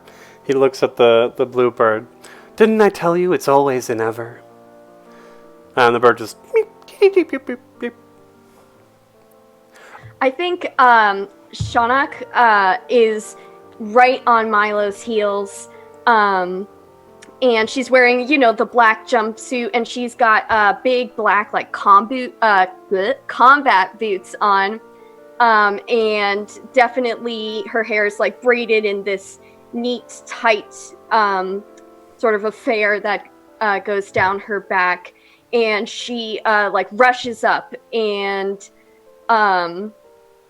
is there a greeting that's common amongst to show respect amongst to the professors in the School of Evil? Like a bow, or is it just very kind of fork you? I don't know. I feel like you're in... So it's been, you've had 2 days of classes at this point. And I think you're learning that it really changes from class to class, specifically professor to professor. like, I don't know if Professor Medusa wants people to like bow to her all the time, but Professor Gaston definitely wants people Jesus. to pay their respects. Dean Morgan Le Fay doesn't need your respect. She knows that she's the shit. You'll respect her or else. Or you'll spend a night in the Doom Room. The what now? The what? What? Dislike. Let me jam that dislike button. So I think Shinnok kind of jogs up and looks Milo up and down. How tall is Milo? He's actually fairly short. He's like a fit kid, but he's actually not that tall. So, I would say somewhere in the range of like 5'5", 5'6". So I think Shinnok is actually probably taller than Milo. Like she's maybe like 5'10", 5'11". Yeah. And so she walks up and kind of folds her hands behind her back, and looks him up and down and gives him a nod. And Milo is like looking straight forward, at waiting for the professor, and sort of like, just sort of like flicking his eyes at you out of the corners. That's pretty typical. Pretty typical. And she sort of waves at the professor. Good morning. Oh, yes. Hello. Welcome. Are you it? There's usually more of you. I don't know. I'm here. Definitely coming from the wrong direction. Trip wanders in and just kind of gives like whatever pack equivalent of a to an equal what's up type deal, like body language wise, and just kind of does that. As elegant as Shinnok makes the or as good as Shinnok makes the fucking jumpsuit look, this is not built for a trip. So it is definitely unbuttoned, kind of open. Like Trip, you can kind of see without the hoodie, you can kind of see Trip is not built like he's shorter, very wide, like kind of like weird pit bull muscly, like Wiry. wiry, but like Squat. chonky. So, yeah, squat, but like like squat wiry. Lean muscle, but a lot of it, and is wearing combat boots as well, and is clearly very uncomfortable without his trademark hoodie, and you can see he has 3 silver rings in each of his ears. So Trip comes from the wrong direction, which would be the direction of the school for good. What? Well, not more the neutral direction. Trip was wandering around at the edge of the woods. Okay. Whatever student comes with you. Let's do an NPC. I think there's I was just tagging along and I was wandering around and some kids started tagging along with me and really have the energy to really tell them to fork off. So there's a younger how much leeway do I have with this? Well, everything. I found me a leprechaun. Well, what's his name? His name? Lucky. Ooh. The 2 things I thought of were Lucky and Seamus, which we both need to strike those immediately. Yeah, I was just like, his name is Ian. Ian. So we've got this short young man kind of following behind you with just like a shock of white blonde hair. But it's probably actually like more like a mohawk. Or it's a faux hawk. He isn't ever. It's not going to be that drastic. And he's just kind of like running behind you, like hands on his knees. Oh, sorry, Professor. I hope I'm here on time. And the centaur just kind of nods and then looks off. I'm gonna sort of like jerk my head in the direction of Trip and say, nice boots. Nice boots. Thanks. I'm, Sean. Sean. I'm so Sean. Are you reaching your hand out? Yeah, I'm reaching my hand out to shake your hand. So Trip hesitates for a second, then grabs and just gives one sturdy jerk and goes, Trip. And then just kind of hunches back. Trip and Shinnok, you recognize each other from one other class. What class is it? What are the other class? There's Uglification. Uglification. Oh, Curses and Death Traps. With Dean Morgan Le Fay. Yes. Yeah. Yes. Okay. Oh, can I say that it's because, and we recognize each other because one of us got in trouble with Le Fay on the first day, like in the first class. Who was it? Ooh. I don't want to be like, it was Trip.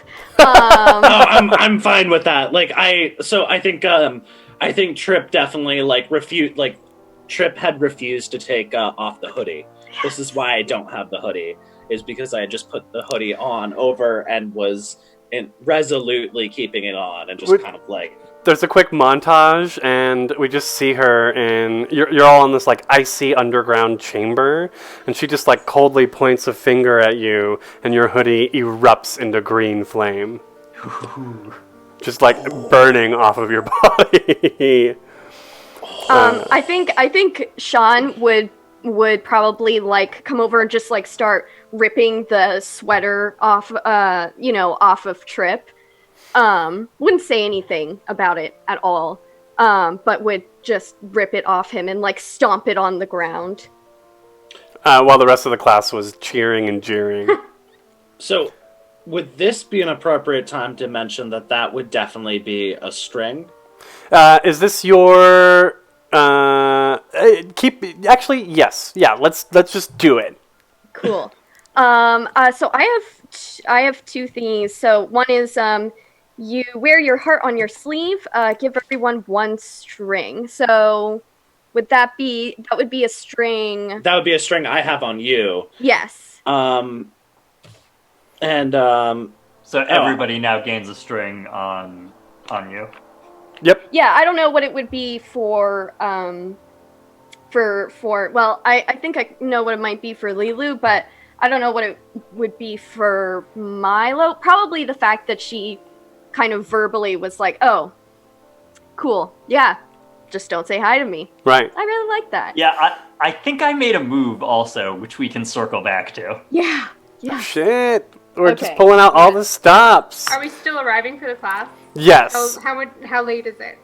I think, last. yeah, at this point, okay, if Lilo's going to be last, then we've got several other students to introduce as well. So actually, hold on to the strings as we come up with the rest of our students. Cool. David, why don't you tell me about a never student that arrives next? A never student. Okay. Let's think. All right. So there is a girl who shows up. She is short. Kinda.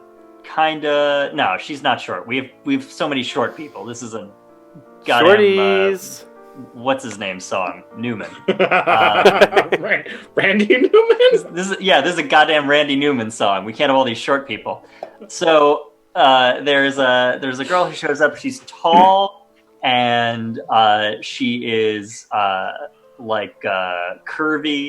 and she has a short haircut that's kind of spiky with bangs, and she has the tips of her hair dyed this like bright fuchsia color. Ooh. And she has kind of a don't mess with me attitude. Got it. She's too cool for all of this. What's her name? Her name is Mm, Would it help if we knew her thing first? what's sure? What does that entail? Just like with Ian, we know at least that at the very least that he's got a leprechaun, or at least his kind of fairy tale background has to do with Oh, like leprechauns. his fairy tale thing. Yeah. I mean, she, I think, is angling to be like.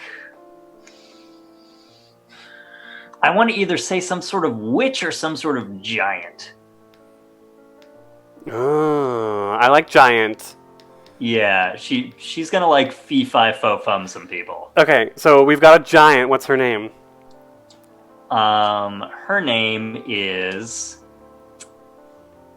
I don't know. I want to say Cassie for some reason. Cassie with a K? Sure. Cassie. Great. Cassie the giant.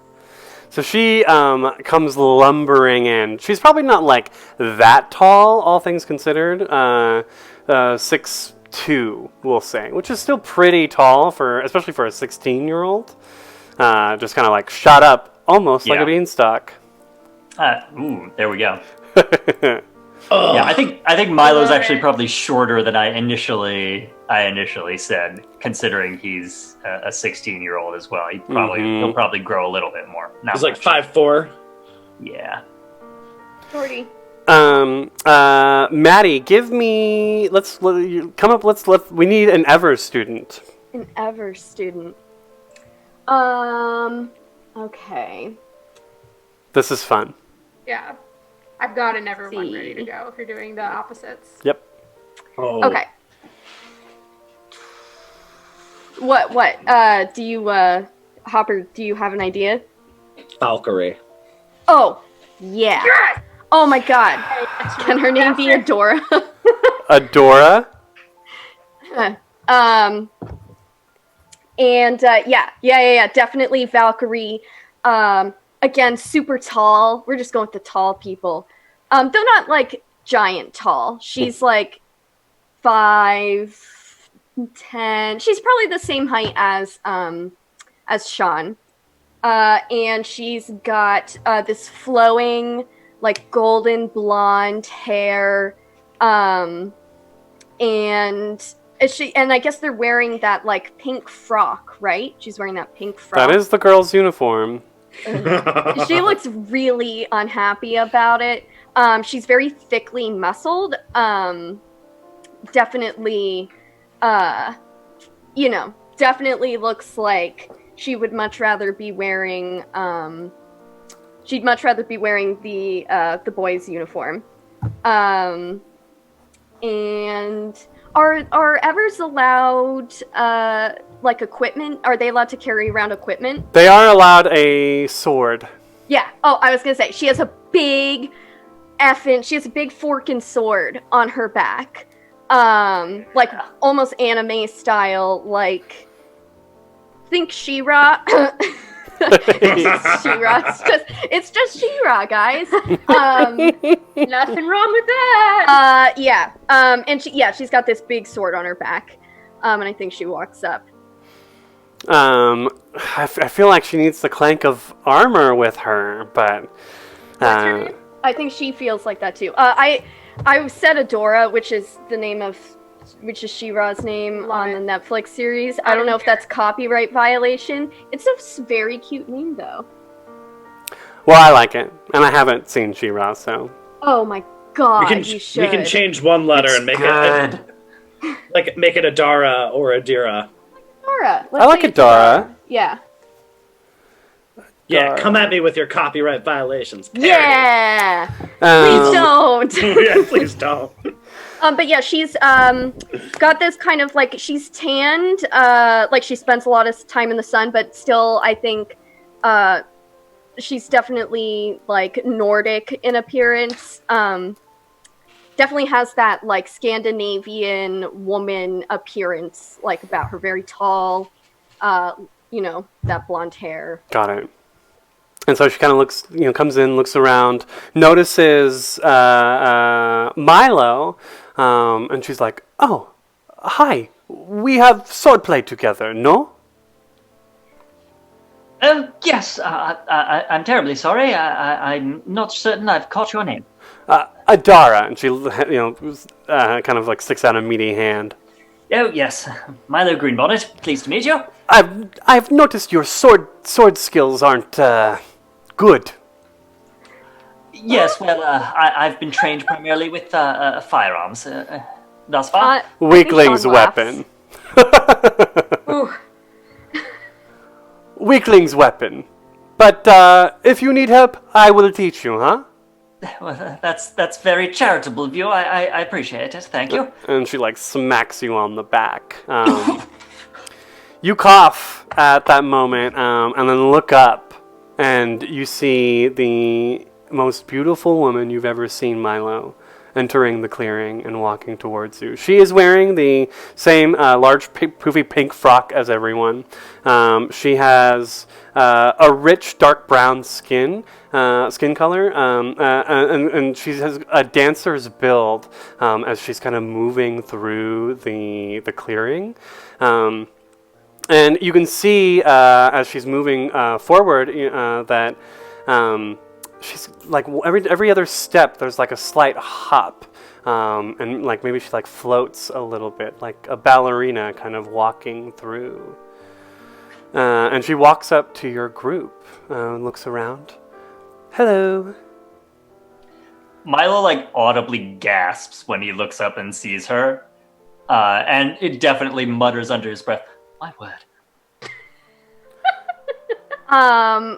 Sean, I think Sean smirks a little at this. I think she finds Milo very entertaining. She kind of likes him, I think, despite herself. But kind of in the way that, like, somebody would be like, hot nerd! Am I right? Yeah. Look at this dork. Look at this dork! Isn't he great? Meanwhile, Miles like, I think Sean's immediately gonna go over and be like, hello, what's your name? I'm Sean. I'm Elaine. It's nice to Elaine. meet you. It's so nice to meet you. It's so good to meet you. She like looks surprised as you're like talking to her, and for a minute she's like, "Who am I?" She like looks around at the other Evers that are in the room, in the group, like, "What's happening?" She's talking to me. Marcy, let's describe a never student. All right, I got this one ready to go. So, striding up is another man with a semi-soldier's build, you might think at first, but there's something infinitely more wild and uncontained. Since we're not in the real world, but I'm going to use real world connotations to describe him. He is Chinese, with long black hair pulled up very tight in a very medieval style ponytail. Has a sword. Yeah, I think has a sword. Has a very thin but prominent scar going from the top of his left eye going all the way down to the edge of his mouth. And I'm gonna name this man Fang. And I think fairy tale wise, this is the son of Shang Yun, the Hun that tried to defeat Mulan. Yep. Got it. And so he just walks in, and I think there's a screech from the sky as this hawk bullets down. Hell yeah! Bullets down, and it is flying directly towards the little blue bird on the centaur's shoulder, and then stops short from a whistle from Fang, and swoops up and back, and then lands on Fang's arm, where he's got a bracer with a whole bunch of claw marks in it. Cool. Is there gonna be more, or is that the? Well, we have one more never student. Okay. I think it's my turn. I haven't thought about this. I haven't really thought about this at all. What will... I feel like this is design a spouse hour. Damn it! The Valkyrie. This is so hard. Oh, you know what? They're gonna be the last person. Lilu. I'm not late. I'm not late. She just trips as she's like running towards the field, not used to being in this giant poofy monstrosity of a dress. Hair is still like it's been clearly washed, possibly against her will, but it's just still constantly always in front of her. And she's like scrambling upright. She's got her pack with her. Like, I'm here. I'm on time, right? Yes. What? Well, you're fine, the centaur says. You're not the last to arrive. Majesty. Sean, And then I look right. Yeah, I think we're about to see each other at the same time. yeah, I think Sean's just looking at you, and her mouth is slightly open, and she's just like stunned. I think she goes to help Lilu. Like, did Lilu? She fell, right? I fell, but I like as I was running, it was like I'm not like further back down, and then Gotcha, like, righted gotcha. herself to like Yeah. run back. I think Sean's at a loss for words, which doesn't happen, I think, very much to her, and she, I think, looks away in some like unreadable emotion, like shame or hurt or something, like crossing her face, and she doesn't say anything. Yeah, and I think Lilu also is feeling so awkward and horrible, and just like all the worst fears of being in this school have already started to come to pass here. And she also, like, if you're going one way, she's like sinking into the crowd over here on the other side. Yeah, Milo is definitely going to sort of, trying to maintain an attention, sort of lean over to you, Lilo, and say, "Your Majesty, Or you can call me Lilu. do you know her?" It's a long story. Like we were friends when we were kids, and then and my dad said like there was something wrong, and I didn't want to do anything wrong, and so I told that we can't be friends anymore, and it's just really awkward right now. That sounds complicated.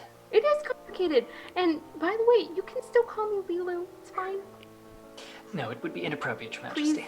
please call me Lilu. I'm begging you. Very well, yes, Princess Lilo. You can just see Trip kind of standing here, just being like, "What the? Oh yeah, this is great. I love it. So many people are guys? staring directly at Lilu. This is a good time.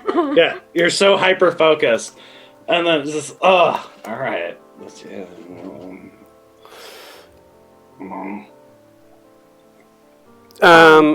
So the last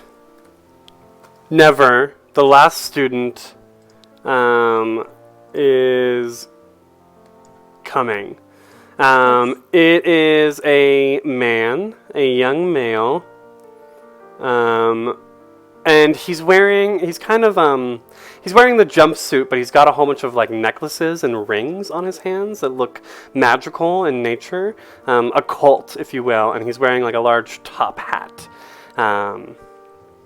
and he's whistling through like a hole in a gap in the front of his teeth, as he's walking up and like swinging a little cane, and he just looks around and nods. Trip and Shinnok, you recognize him from your Curses and Death Traps class. His name is Fauci. Faucie.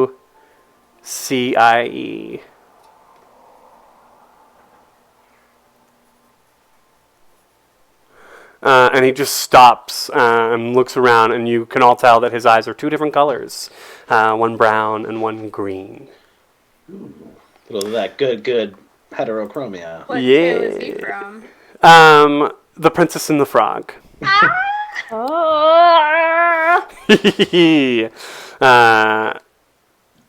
So, At that point, the centaur kind of looks up. Oh, we're all here then. Well, greetings, students. I am Professor Consus. I will be your teacher for surviving fairy tales. Consus is Concus. That's right, Great Zamino. He has friends on the other side. Hell yeah. I need to rewatch that movie. Yes, welcome, students, all of you. In this class, and as he's going on, like talking about the class, let's give out our strings, huh? Yes. We've been dying to do this for a while.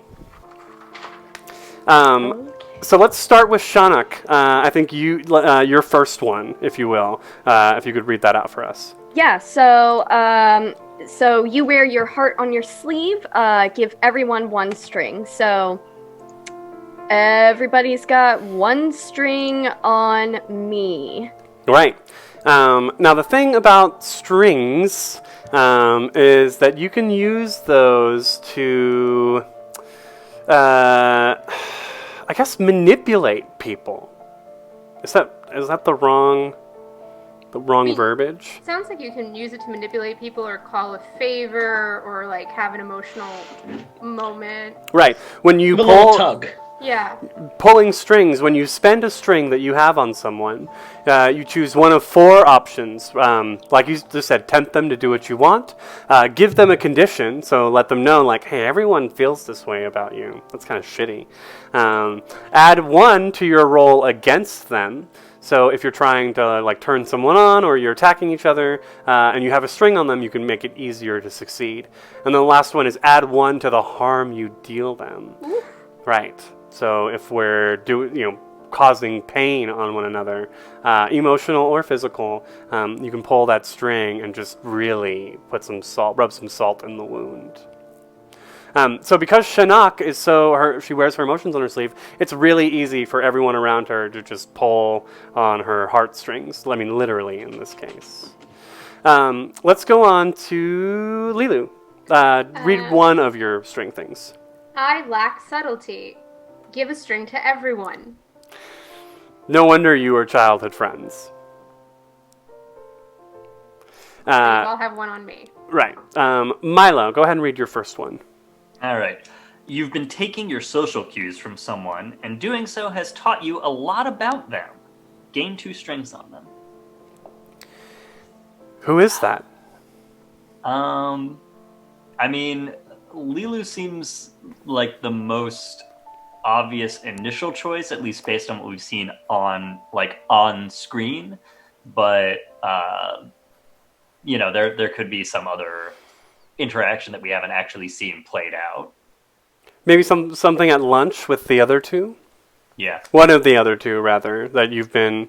Yeah, I mean, I will say, actually, I feel like my second one is maybe better for one of the Nevers. Okay. So what class do you and Lilu... What class do you and Lilu have together? Good question. Is it etiquette and chivalry? I like that. Or You rather, would. you know what could be fun is swordplay. Yeah. I think it's something where both of us would be uncomfortable. We've established that I am not great at swordplay. Ah, but I never said that Lilu wasn't good at swordplay. Swordplay it is, She doesn't then. like to be seen. Oh. So maybe you had to, like, duel each other, like, practice each other, with each other in class? If we have a moment here, I think if we do this montage, is just that Lilu clearly is holding back and doesn't not like people noticing her. And I think Phil would know when that's happening. Oh, And yeah. If we ended up dueling together, Milo, then she busted it out Yeah. just a little bit. She's raised by the beach. She's got a whole courtyard of trained fencers to teach her. And Yeah, I mean, you definitely do. It ends with one of those cool things where you just, like, you lunge and you flip the sword out of my hand and it goes flying and Yeah, I lands think, like, she's around very confident when she when she does it, and then all of a sudden she's like, I'm sorry. Are you okay? My word, Your Highness, you're rather good at that, I'd say. It's Lilu. Thank you. Yes, good show. No wonder you're taking I a cue love it. from her. Yeah. All right, is that was what That's my the notes. string was? You're studying her behavior. Mm-hmm. So you have 2 strings on me? I know of 3 strings on you because you already gave a string to everybody. Phenomenal. I have a secondary thing, but I want to hold on to it. Okay. Cool. Cool. Let's go on to Trip for his first string or first set, whatever it is. So, I only have one option. Oh, and it really? is narratively dramatic. So, before I say anything, I need to recap on Elaine. Is that Okay. a student? Elaine, she was the last ever student to arrive, and the way she kind of walked across the clearing was very dancer-like. And do we know anything else about her? Or more specifically, I know about her, I think. You do? So my backstory gives me a thing. Someone managed to slip past you, a damned and wicked soul hiding among the pure. You've tracked them down, gained 2 strings on them. The instant she enters the clearing, I'm... Ooh! Plot twist! Tremendous. Huh. Love you, Chris. Sorry. Interesting. I do think these strings have to go to other players. Oh, no. I gained 2 strings on them. I Right, don't give but anybody strings. Right, but I think you have to pick other players when we go through the background stuff. Oh, Because like, they're not strings we're giving out in play. They've already happened. yeah, I don't. Right. And I don't have any, as far as I can tell. Well, no. So for this background, I think you need to pick. We need to make that narrative work with one of the other 3 players here. So one of the other lead players is an evil soul that I'm doomed to track down. No, but I think Elaine is a great choice here because of the instant desire that Milo feels for her. So I might switch this up and split those strings. You'll take 1 string on Elaine and 1 string on Milo. On Milo? Okay. If I that- don't have any abilities. I'm utterly unlovable. That's like my character trait. Okay. I'm worst. I don't like but pretty much the only thing I get an instant condition. And that is you don't fit in. Give yourself a condition. And I chose grubby. Grubby. So yeah, without the hoodie, let's say your uniform has like some scorch marks now from that burning. So everyone's just kind of like looking at you. Unkempt a little bit, like it's just like it doesn't really matter what you put me in. I'm Smells always like- gonna, yeah, Smells like wet dog. yeah. Just Milo, are a little you bit like sulfur and wet dog. Milo? Are you okay with the way that we've played out this background? I think that's very cool. Okay. Yeah, Cool. I'm super into that. I So- just don't see any way to read it out without forcing the narrative onto player characters. Totally. I think that's the intention, though. I will say. It usually these backgrounds are like to help bring merge everyone's stories, if you will. So, but I think we found a good compromise because we know that meta-wise, Elaine is a part of Milo's story in some way, shape, or form. Okay, so luckily, Trip only has the 1 background, so we'll start back at the top. Shinnok. So my second one is you have captured someone's fancy, gain 2 strings on them. I mean, it's up to you guys. I feel like who wants to fancy me? Boots, bro. Boots. I'll also let you split them up. 2 people. Okay, I can split them up. I mean, it could be emotional. Like you do have a string on Lilu because of. I mean, definitely one. I think I think one of those definitely goes to Lilu. So you would get a string on me. So I have 2 on you now. Oh, no. Oh, okay, sorry. I gain a string on you. Yeah. Because you have, because Lilu is attracted to Shinnok. I have black sympathy. Technically, she's a little attracted to everybody here. You all have strings. That's the condition of that entire thing. And then the second one, I mean, I'm not sure. I feel like Milo would take issue with, I guess with Shinnok's whole. I mean, Yeah, it's okay. Here's my out loud thoughts about that. I think that is something that could like develop over a period of time, but as of right now, Milo's position is you're a never. yeah. You like internally deep down, you scare me. Externally, I'm above you. You know, like Oh, I have to remain that. I have to remain upright and proper and not deal with you. But deep down, I'm freaking scared of you guys, and Hey. I don't want to interact with you right now. So I have a proposition. So it does say you've captured someone's fancy. Oh, never mind. I keep mixing up giving somebody a string and getting a string on somebody. Because I was going to say, like, that attitude would really get under Shinnok's skin. Like, it would really bother her. Yeah. But I'm not giving you a string. I am getting one. So, I mean, Trip, we've already established that, like, I, like, helped you, you know, take off your burning sweater and complimented your sick-ass boots. So, I mean, it could just be, like, this person doesn't seem shitty, you know? Yeah, like, Yeah. which honestly, like, I think if you read anything That's into the bare Trips, minimum. Trips bare minimum is very low. Like, Cool. Nice. literally unlovable. Just Somebody the just bare like, oh, necessities. The bar is on the floor. It is underground. Okay, Yeah. so I will gain Did a you s- actively try to murder me? No? Awesome! Let's be friends! Okay, cool. Then I'll gain a string on you. Okay. And that's it. Sweet. Okay. Back to Milo. Cool. All right. So here, I think is maybe where things definitely get into it with Sean, or Trip. I think is a good candidate for this one. This one might be a split. Someone has seen through your invented past and realized it's all lies. They gain 2 strings on you. My internet connection is stable.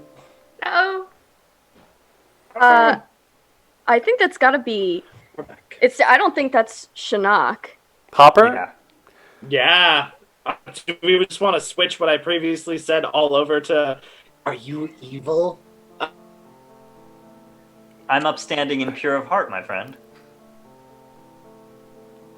Oh, Hopper. Hopper's I think Hopper's frozen for me. Friends. Hopper, if you can, come back in and out. Yeah, I got some audio, but yeah.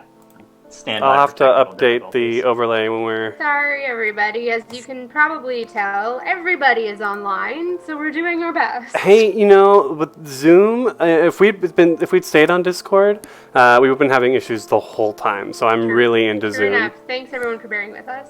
The Zoom, and you can see how things change on the overlay when Ooh. someone drops out. And now we're all in the wrong spots.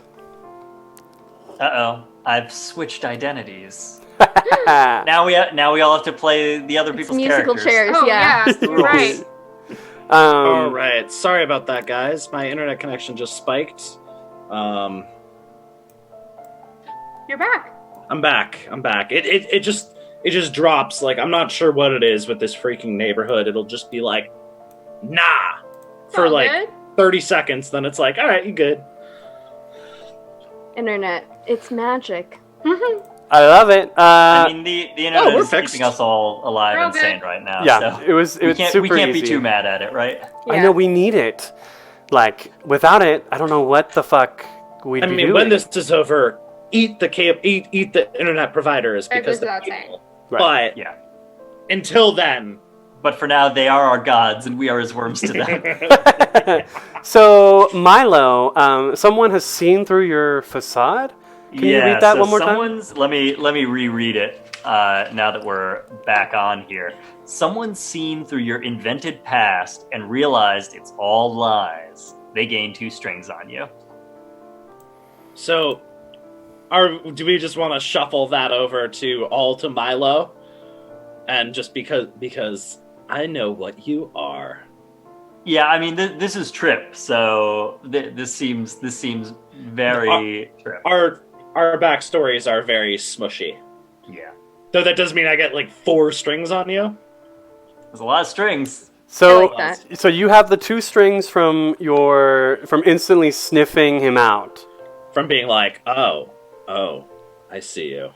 and now, like you're also realizing that there is something deeper there. Yes, like I mean those basically they work hand in hand. Like you are not what you say you are, and I guess we'll 4 find out what that strings. is. That's a lot. Break it off. I like Milo, how- Milo, you're okay with that? Yeah. I think that's cool. And Maddie, what were you gonna say? I was gonna say I like how Trip is kind of like sort of the outsider, but is sort of able to look in and see past all of this stuff because of that. Always. Meanwhile, like Shinnok, who's like trying so hard to integrate, is like missing it entirely. Like, it's not like it doesn't bother me that you think you're better than me. Yeah.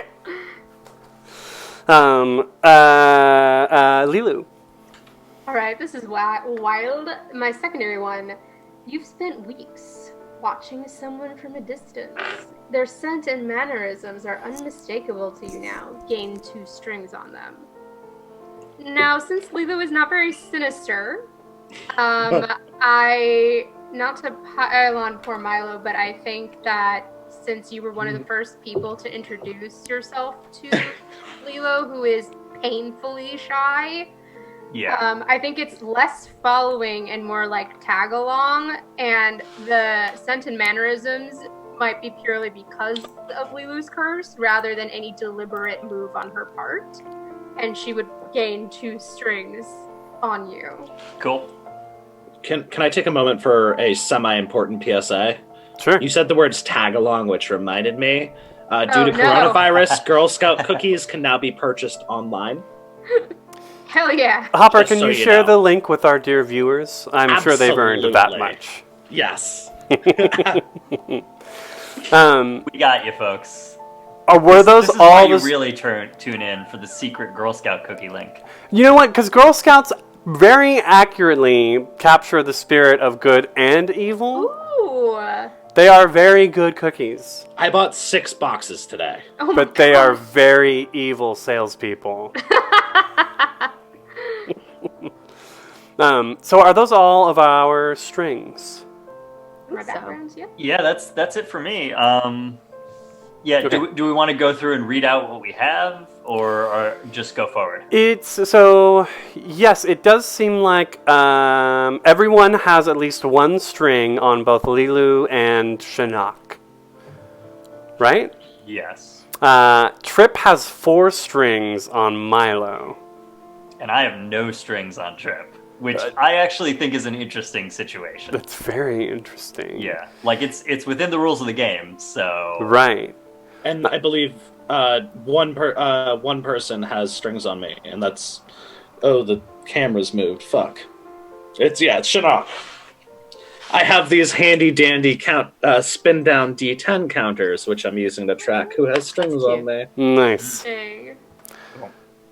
So Shinnok has a string on Trip, and I have 2 strings on Lilu. yes. Lilu. Okay. Now, as time goes, we will be giving and taking and using strings. These are a currency that we should be trying to use often because we're teenagers and we're emotional. Honestly, I think the more strings you use, the more strings you get sort of mentality. So we have our group 13 for the Surviving Fairy Tales class with Professor Consus the Centaur.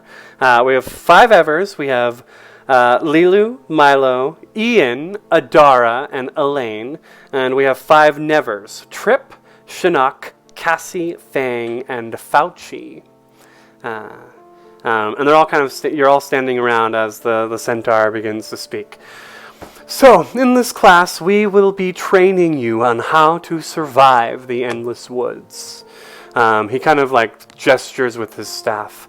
As you may well know already, the endless woods is a dark and dangerous place for both Evers and Nevers. He kind of looks over at the villainy students and narrows his eyes. Despite how badass you may think you are, the dangers of the endless woods care not which side you stand on. They only care to feed on your flesh.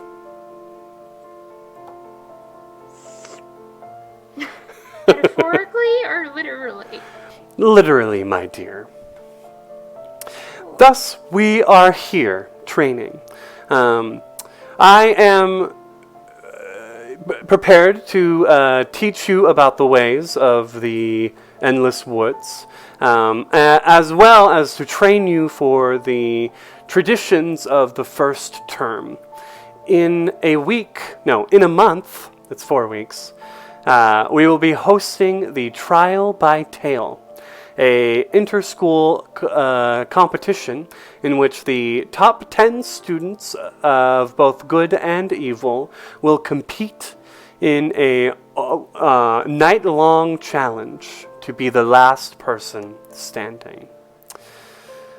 The honor of the person who wins the trial by tale will receive 5 extra first-place ranks in the race for class captain, and will also win the honor of hosting the winter ball at their individual castle. I think some of the Nevers kind of like make a face at this. Cassie, the giant woman, like, what do I care about some stinking ball? And then on the other side, Elaine, she says, "Oh, but the ball! I'm so excited. I heard last year the theme was Winter Wonderland. Oh, and they had grinning frost Cheshire cats all over the place." What if you don't have a castle? You do. You're in the Black Castle. Oh, okay. Right. Oh, right. Your school castle, not your home castle. Exactly. Sir, permission to ask a question, sir. Do you ask that question in character? Yes, I did. I asked that, or unless you were asking Milo. No, did Shinnok ask that question in character? Yeah, yes, she did. Yeah. Definitely rolled Trip has definitely rolled his eyes so hard at that. She's really embarrassed. She's like, God damn it. Forkin' butt. Milo, you were saying? Sir, permission to ask a question, sir. Of course. Yes, small query. In what manner are the top 10 students selected? Well, you should check the daily rankings in your castle. They change every day depending on how classes go. And in this class, indeed, we will assign rankings depending on how well you manage the task assigned. Very good, sir. Thank you, sir. Now for our first task. We are simply going to learn the rules for how evil and good operate. All right? Please repeat after me. Rule 1. The evil attack, the good defend. Rule 1, the evil attack, the good defend. Thank you, Milo. Rule 2. The evil punish, the good forgive. Rule 2, the evil punish, the good forgive. Rule 3. The evil hurt, the good help. Rule 3, the evil hurt, the good help. Rule 4. the evil take, the good give. Rule 4, the evil take, the good give. And the final rule, Rule 5, the evil hate, the good love. Rule 5, the evil hate, the good love. Keep Really, these... that's so. I mean, it can't be that simple, right? Right? It's not. She's like looking up at everybody. He just told us all the rules. The Storian teaches us, in all fairy tales, the evil act one way, and the good act another. And that is what you are here to learn from those who have done so before you. Well, why do we have to do what the Storian tells us to do? The Storian does not command, it merely illustrates. Trip will actually, like, for once, this might be the first time any of you have heard him say anything. And he's just like, pardon me, but it seems a little bit difficult that good will vanquish evil while doing no harm. Seems a little bit hypocritical, don't it? The young Chinese man, Fang, turns like ever so slightly and looks at you. You plan to be vanquished? Ooh. Oh, I'm rolling something. I don't know what it is, but I felt that one. Oh no! Fuck, my internet connection's unstable, so bear with me. We guys see hear me you, still? we hear you. You're fine. You're fine. Yeah, You're fine. I think you're back on here. Okay, good. So yeah, I would like to definitely like Trip will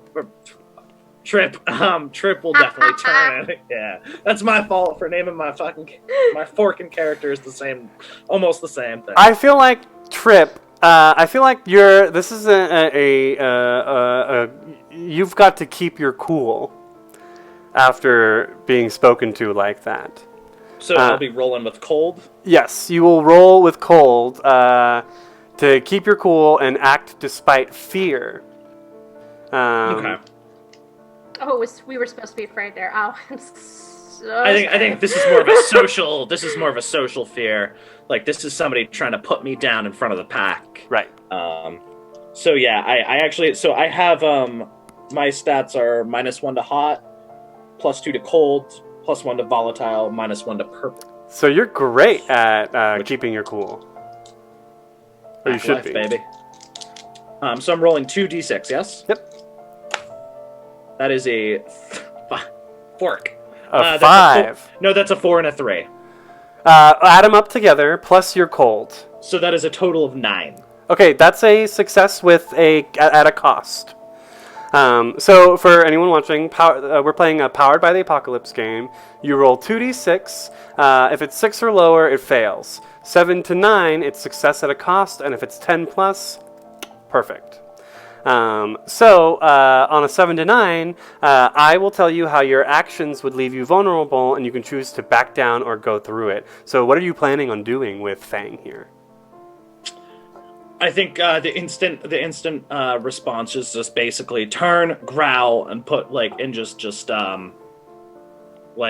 put him in his place. That was the goal. Okay. If you know that if you go through with this, you are likely to make an enemy out of this man. Yeah, this is impulse, baby. Okay. Teenage impulse. Okay. So let me write this down. Fang hates Trip. Great.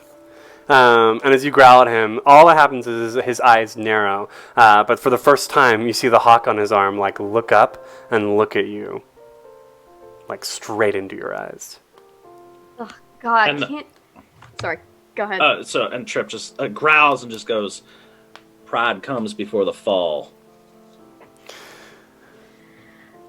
Do you guys have to act like such nevers right now? Seriously, can we just rise above our nature?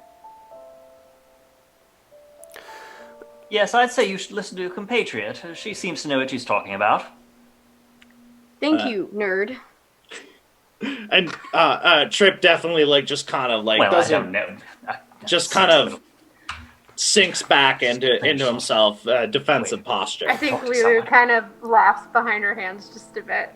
Can't help it. Adara, the blonde Valkyrie woman, she's like, I don't know if you're acting like no, she had an accent. I'm trying to remember. I don't know. If you're worried about being vanquished, then perhaps you aren't meant to be a proper villain. Oh, am I about to fight everybody? Please, students. Actually, the response to Trip's just going to be like, maybe I wasn't. Students, please. This group is not meant to fight amongst ourselves. We have to work together to overcome the trials that this class will bring and that the Endless Woods has in store for us. But for now, the course, he ends the class and sends you on your way. And that is the end of our first session. Yay! Our session and a half. Our like Lion King 1 1/2. Right, Yeah. it was half session 0, half first session, in a lot of ways. Session 0.5. Right. We have 5 more sessions after this. And next week is the trial by tale. 12 students will be selected to enter the Endless Woods and compete in this trial. The deans of both schools get to pick one student that they think is good, regardless of whether or not they were in the top 10 ranks. And the 4 of us are going to have to figure out which one of you, or if all of you maybe, are in the top 10 of your class. Obviously. I'm gonna be in the top 10. We'll see. Next time. Let the flirting games begin. Y'all. Yeah. G. Michael Austin, thank you for joining us tonight. Thank you for staying with us the whole way through. Great Zamino, Grendel Prime, excellent seeing you both in chat. Let me open up. Let's see who else is here. I see my sister. She was here the whole time. Rima Stino, thank you for joining us. Shaksh and Steve the NPC, thank you for being with us. Yozamiria, that's my twin brother. Thanks for coming. I'm Chris Bernal, aka Krifu.